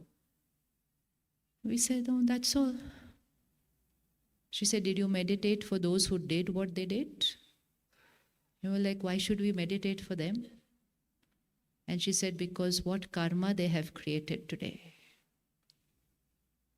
What karma have they created today? Give them the power to face that consequence of the karma, because what they have done today, ... So always the one who is doing wrong is the victim. They are a victim of their own karma, because that karma already has a consequence attached to it. The consequence is not only the law of the country, the consequence is the law of the karma. But when I become a victim to their karma, then I am creating a karma for which I will have to face the consequence. Their behavior does not create any consequence for me. My response to their behavior creates the consequence for me. So, shift.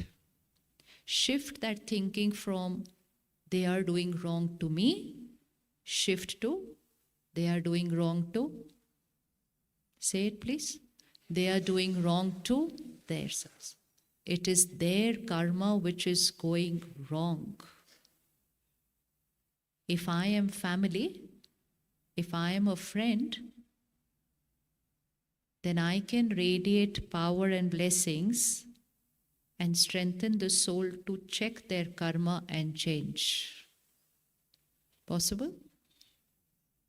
Possible? And which means we will have to rise above and radiate blessings to those who are doing wrong to us. Ready? Ready to do that? Willing to do that? Easy to do that? Very easy. Oh, it's very easy.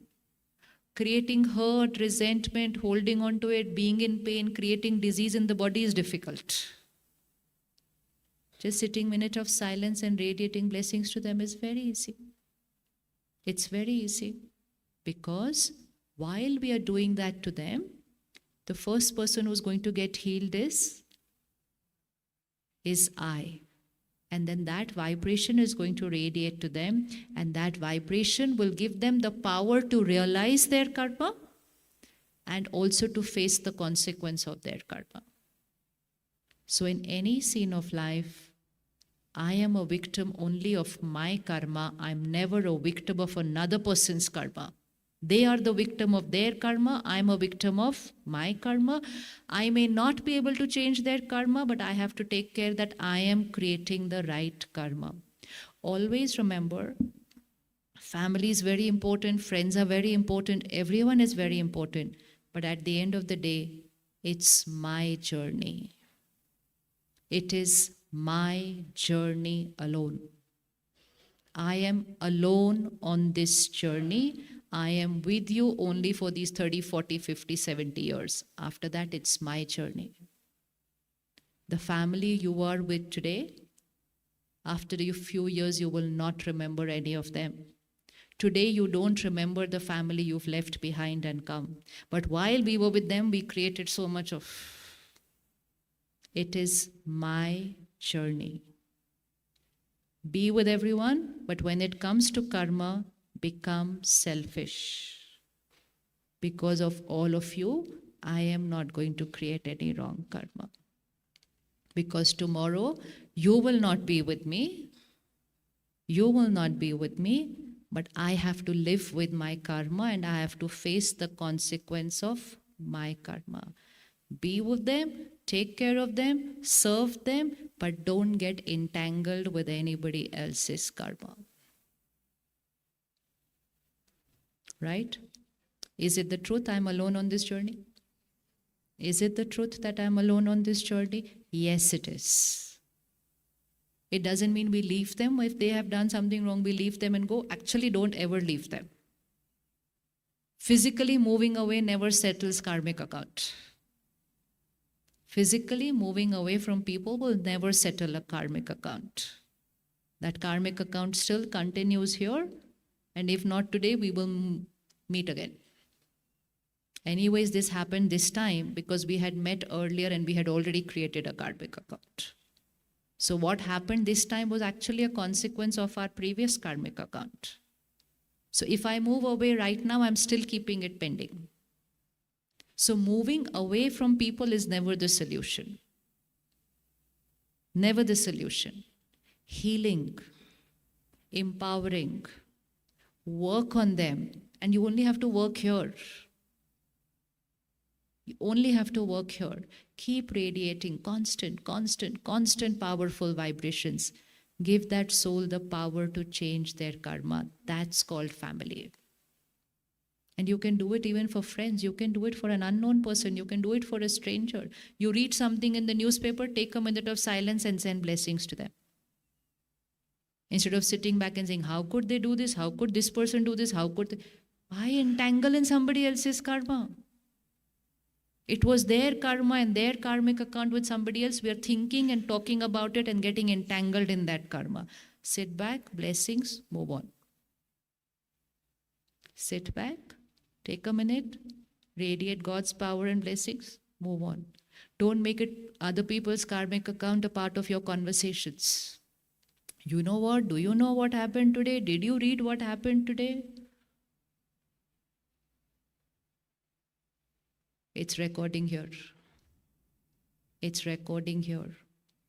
And it's not only about something that's happening in the world. Even if it's happening in your neighborhood, we are not supposed to sit and talk about it. We will entangle in their karmic account. So are we ready to bless them, those who are not being right to us? Maybe today, maybe in the past.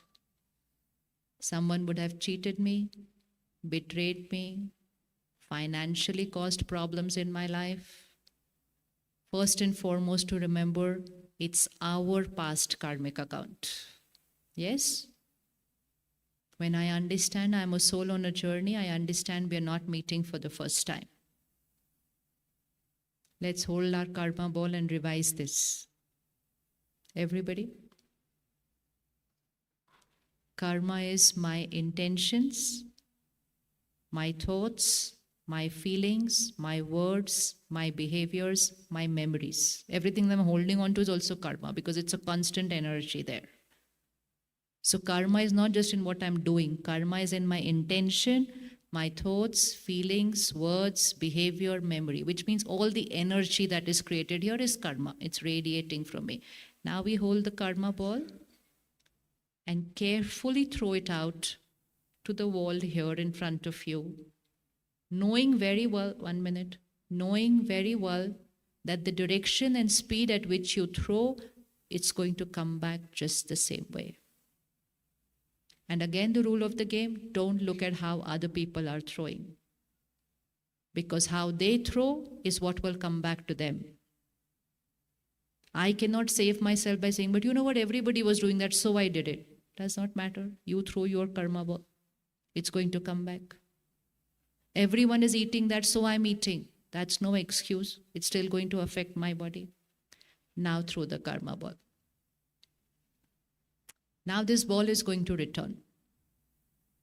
When it will return, we don't know. It can come back the same second, few minutes later, few hours later, few days later, few years later. It may return 100 years later, and by that time I would have changed my costume. And that is when it returns and I say, why is this happening to me? One thought we should fix here, which will save a lot of energy. What you threw right now is karma. And when this ball is returning to you, it will be a situation, It will be a person's behavior. It will be health of the body. It will be environment. So what we are throwing is karma. What's coming to us is destiny. What is the connection between the two? What is the connection between the two? Keep your hand like this. What I throw out is karma. What is coming to me is destiny. And what is coming to me was once. Anything that's coming in this direction was once. So when my mind says, why is this happening to me? First answer. Answer in the first thought. Because my first thought is also a new karma. Why is this happening to me? Hanji, why is this happening to me? There is a ball that's going to come to you right now from there. Mind says, why is this ball coming to me? Oh, simple. Why is this ball coming to me? Because I threw it. Simple. So who's responsible?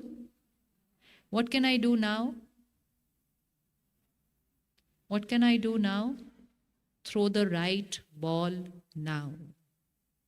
And which means respond right now. And if I respond right now, the karmic account will only remain in a situation. It will not create a suffering. Let's say I lost all my money today. Why did this happen to me? Past karmic account. But let me keep the past karmic account purely financial. But if I here get stressed, then it's not just financial, it's emotional suffering. And if I still continue to hold and create that stress, then it's not just emotional, it creates a physical health issue. So keep one karmic account as one karmic account alone. If I respond right in my mind, then it remains only as one karmic account. If there is a disease in my body, it's one karmic account. But if I create pain here, I create another karmic account. Then I create a suffering here. So again, why is this happening to me? Now put anything that's happening in your life and say, why is this happening to me? Why is this happening to me? My past karmic account. In the first thought, not why did this happen, how could this happen, but I didn't do. So many thoughts if I create, I've already thrown 100 new karma balls. The heavier is the karmic account, the higher will have to be my new response so that I overpower that previous karmic account and finish my suffering. And the easiest way to do that is put a full stop to the why, how, when, where. No, my past karmic account. Finished.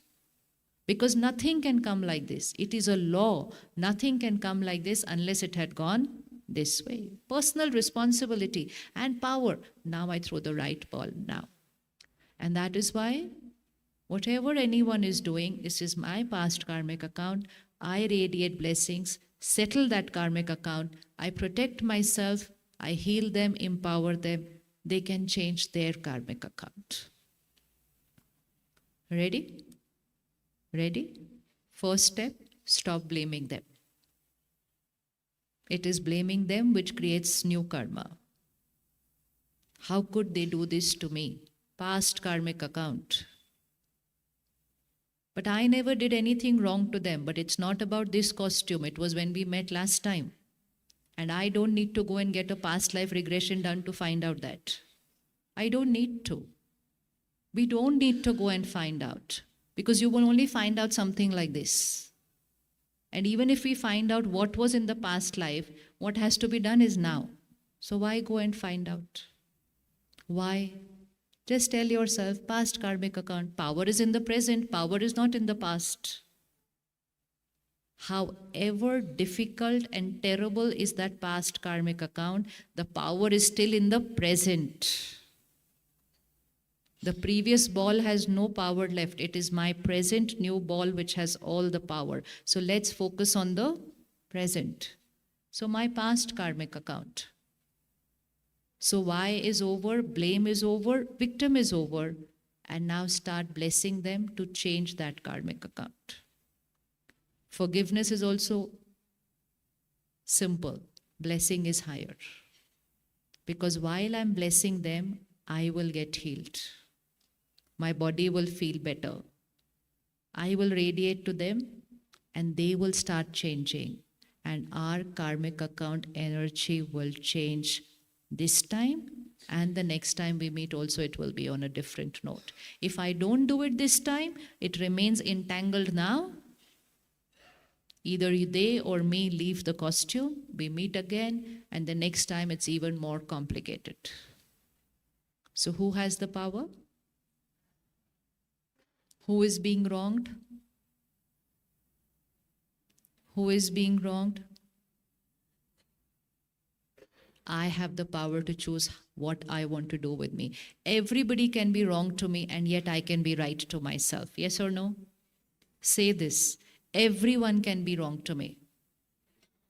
Achhe se. Everyone can be wrong to me. And I can still be right to myself.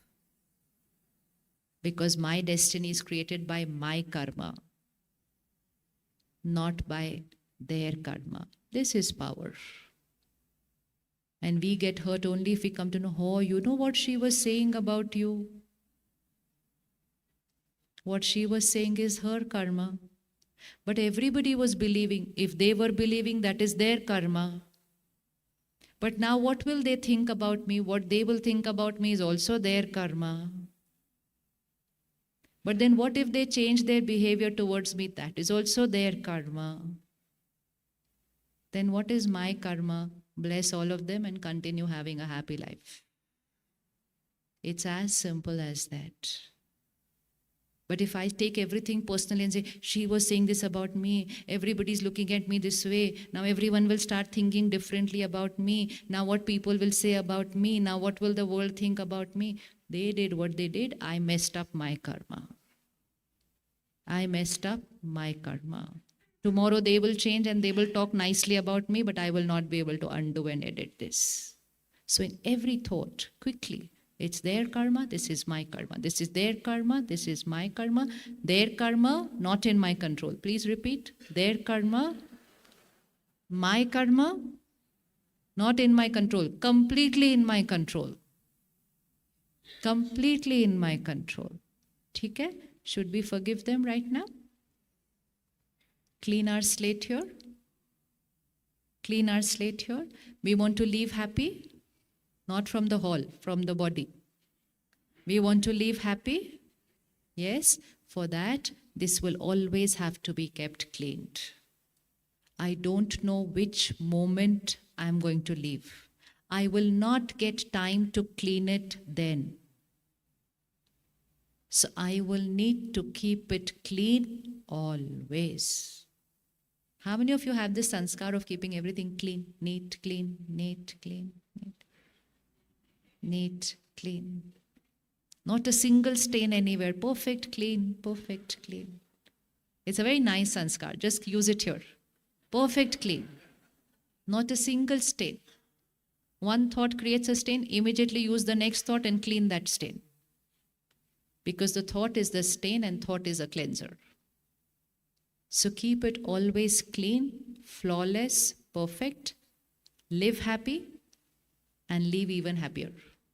Because when you're leaving with very, very beautiful karmas. And then the soul will enter the womb of the mother, and within a few months a baby will be born. And in case that family goes and gets an astrological chart made, then the Panditji is going to say, this soul who has come into your life has not just come with their great destiny is going to change all of your destiny in this family. That's the destiny that soul has created. Don't you see? When babies are born, destinies change in families. Destinies change in family. A lot depends on the destiny with which that soul has come. That's the power of karma. That's the power of karma. That's the kind of life I need to live. Okay, easy, simple. Anything not easy in this? Anything not easy in this? Yes? Easy? Perfect? Every thought has to be high vibration. If my body is hurting, I immediately need to say it's perfect and healthy. Right karma ball. But if I keep saying it's paining, it's paining, it's paining, it's already paining. Now new thoughts, balls. It's paining, it's paining, it's paining, it's paining. But I'm going to say it's perfect, healthy. My response should not match with the karmic account. It should be higher. If I respond the same way as what the karmic account is, the karmic account will only get tougher. I lost all my money. I'm going to earn more than I ever had before. My thought has to be right. Then the outcome will change. We don't have enough. We have abundance more than we ever need. Every thought has to change. Every thought. And that's spirituality. Spirituality is actually just a new vocabulary. Just a complete new vocabulary. Every line is different. Every line is different. But how do I create a new vocabulary? By listening and reading to it every single day. Every day. So Raj Yoga teaches us two things. One, study it daily so that the vocabulary changes. And second, meditate on that thought so that it becomes power. Then it's just not a thought and information, but it becomes wisdom. So spiritual knowledge is knowledge. When I meditate on it, it becomes wisdom. So we need both. First we need the knowledge, then we need to meditate on that and make it wisdom. And then we change not just our destiny, we can change. People will come to you, create a thought for me, my destiny will change. That's the power we have. That's the power we have. We have the power to change other people's destiny just by creating the right thought for them. How many of you have learned meditation at the center? How many have not learned? Raise hands. Do you think it's time to learn? Do you think it's time to learn? Yes. Situations in the world are not getting easier. Which karma ball suddenly comes up? In the morning, everything was fine. In the afternoon, like one big karma ball suddenly in life. We need one powerful soul in every home. Right? One powerful soul in every home who will be the powerhouse, who will keep everybody empowered even if everything is going wrong. And that one powerful soul has to make meditation their normal way of living. Energize themselves on a daily basis. So those 5-6 cities that we saw on the chart of South Africa, and those were the beautiful centers in all those places. And when we walk out of this hall, we will get a leaflet with the addresses of all the centers. And at every center, sisters are there to teach us meditation. And in follow-up to this program today, we're going to have the meditation program on Saturday. This coming Saturday. I don't know what the date is. What is the date? 29th. Okay. 29th of June, 2:30 to 4:30. Free? 2:30 to 4:30 on Saturday?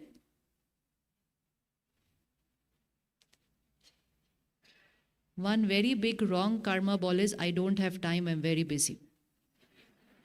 Please don't ever throw that karma ball. I don't have time, I'm very busy. Say, I have more time than I need. I prioritize self-empowerment.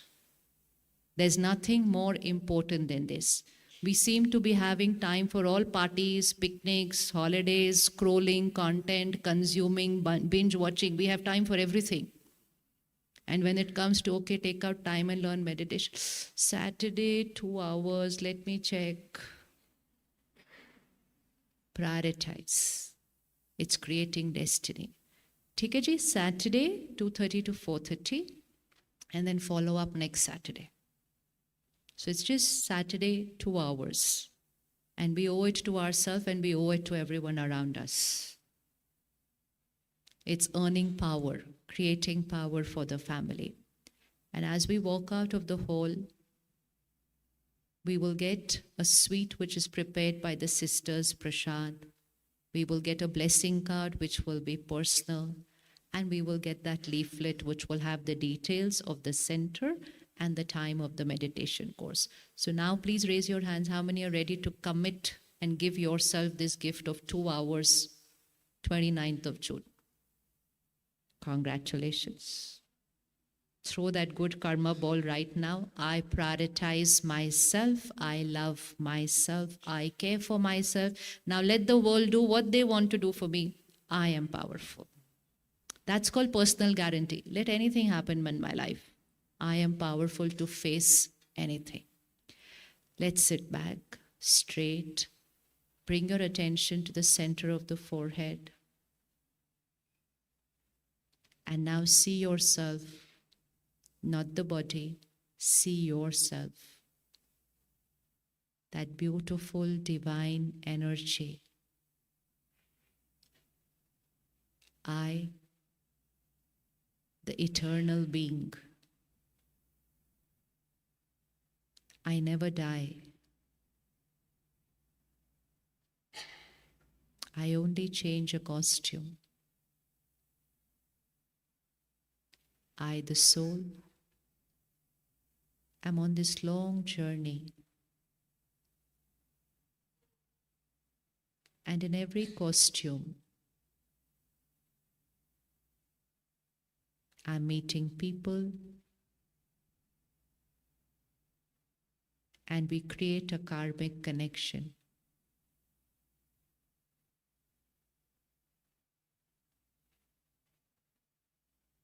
And as I move forward on this journey, the only thing that's permanent is my karma, which moves with me.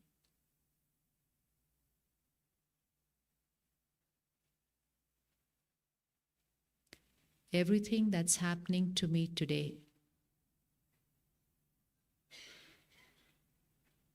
it's my karmic account. It's the consequence of my previous karma. It's a destiny that I have written.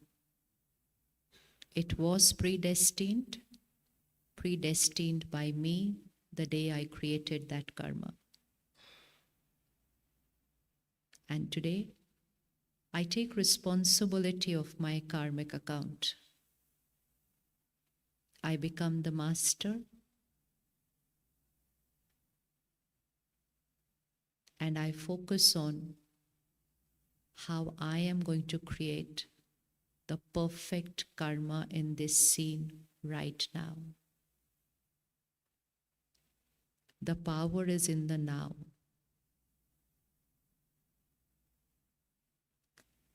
My present karma will shift me from suffering to comfort and power. The power is in my present karma.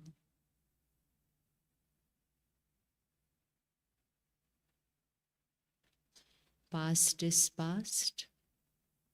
It's over.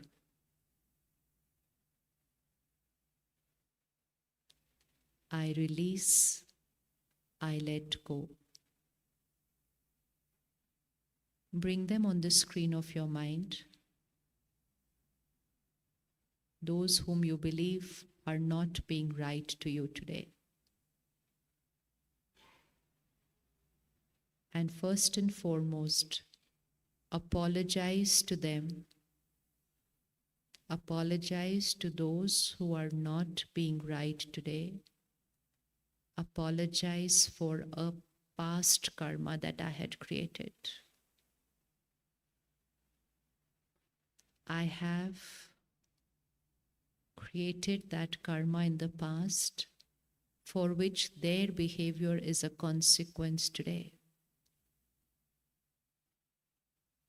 I apologize for that past which I don't remember.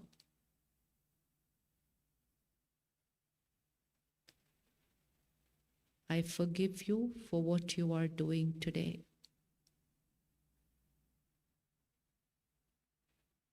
Past karmic account is over. I begin a new karmic account today.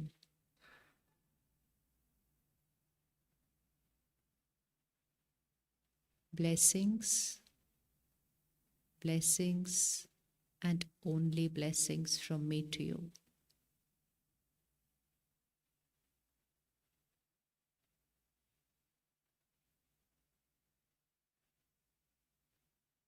Past karmic account is over. I begin a new karmic account today.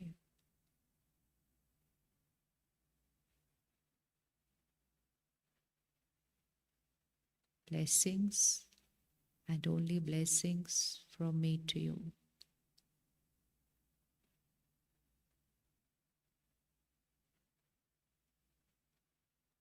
See the energy shift and see this beautiful divine light vibration of blessings radiating from you to them.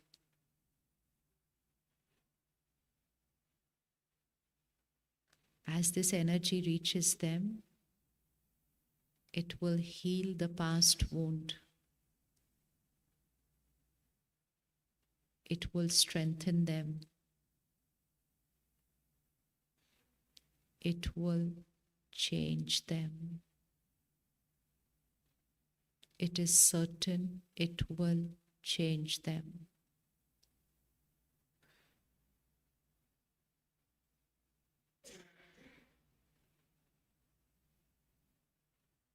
The only thing that we have to do is radiate this with consistency, daily.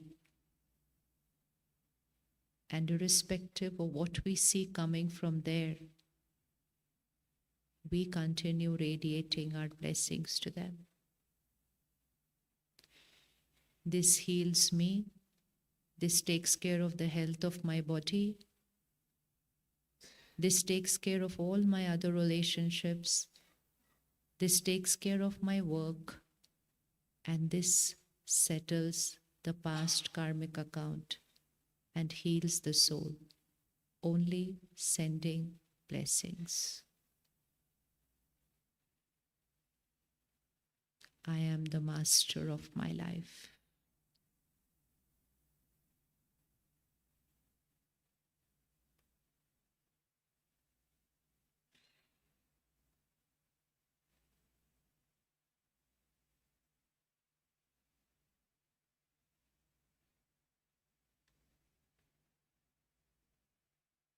Next few moments as we walk out of this hall and we drive home, please spend these few minutes in silence with yourself.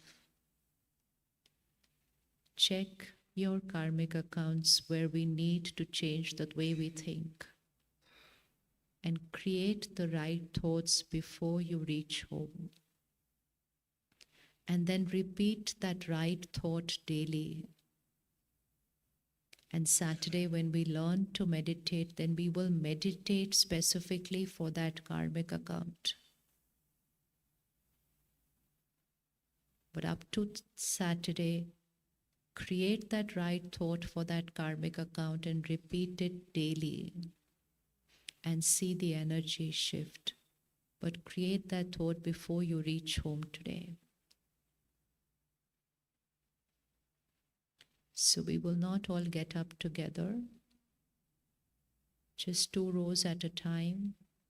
Within the next 5 minutes, hall will be empty, but in silence, the body will be walking. I, the soul, will continue my inner work, checking my thoughts about situations, about people, and changing the new karma ball. And let's drive home in silence today. Let everything sink in. Not just remain on the conscious layer of the mind. Let it go deeper into the subconscious. It will become wisdom.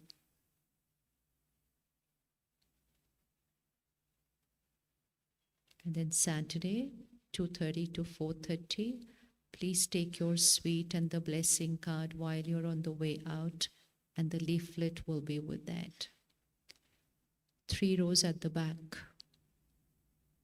And start moving in silence. 3 rows in the front.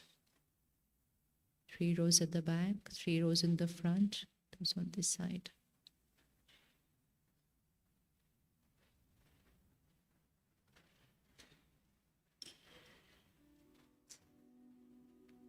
Next 3 rows at the back.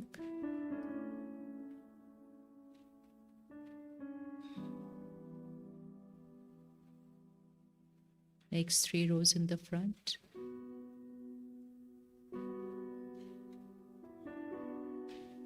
Three rows at the back.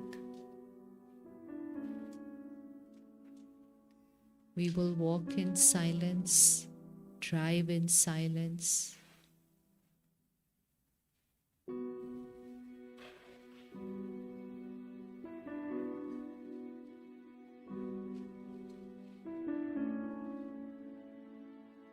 Next 3 rows at the back.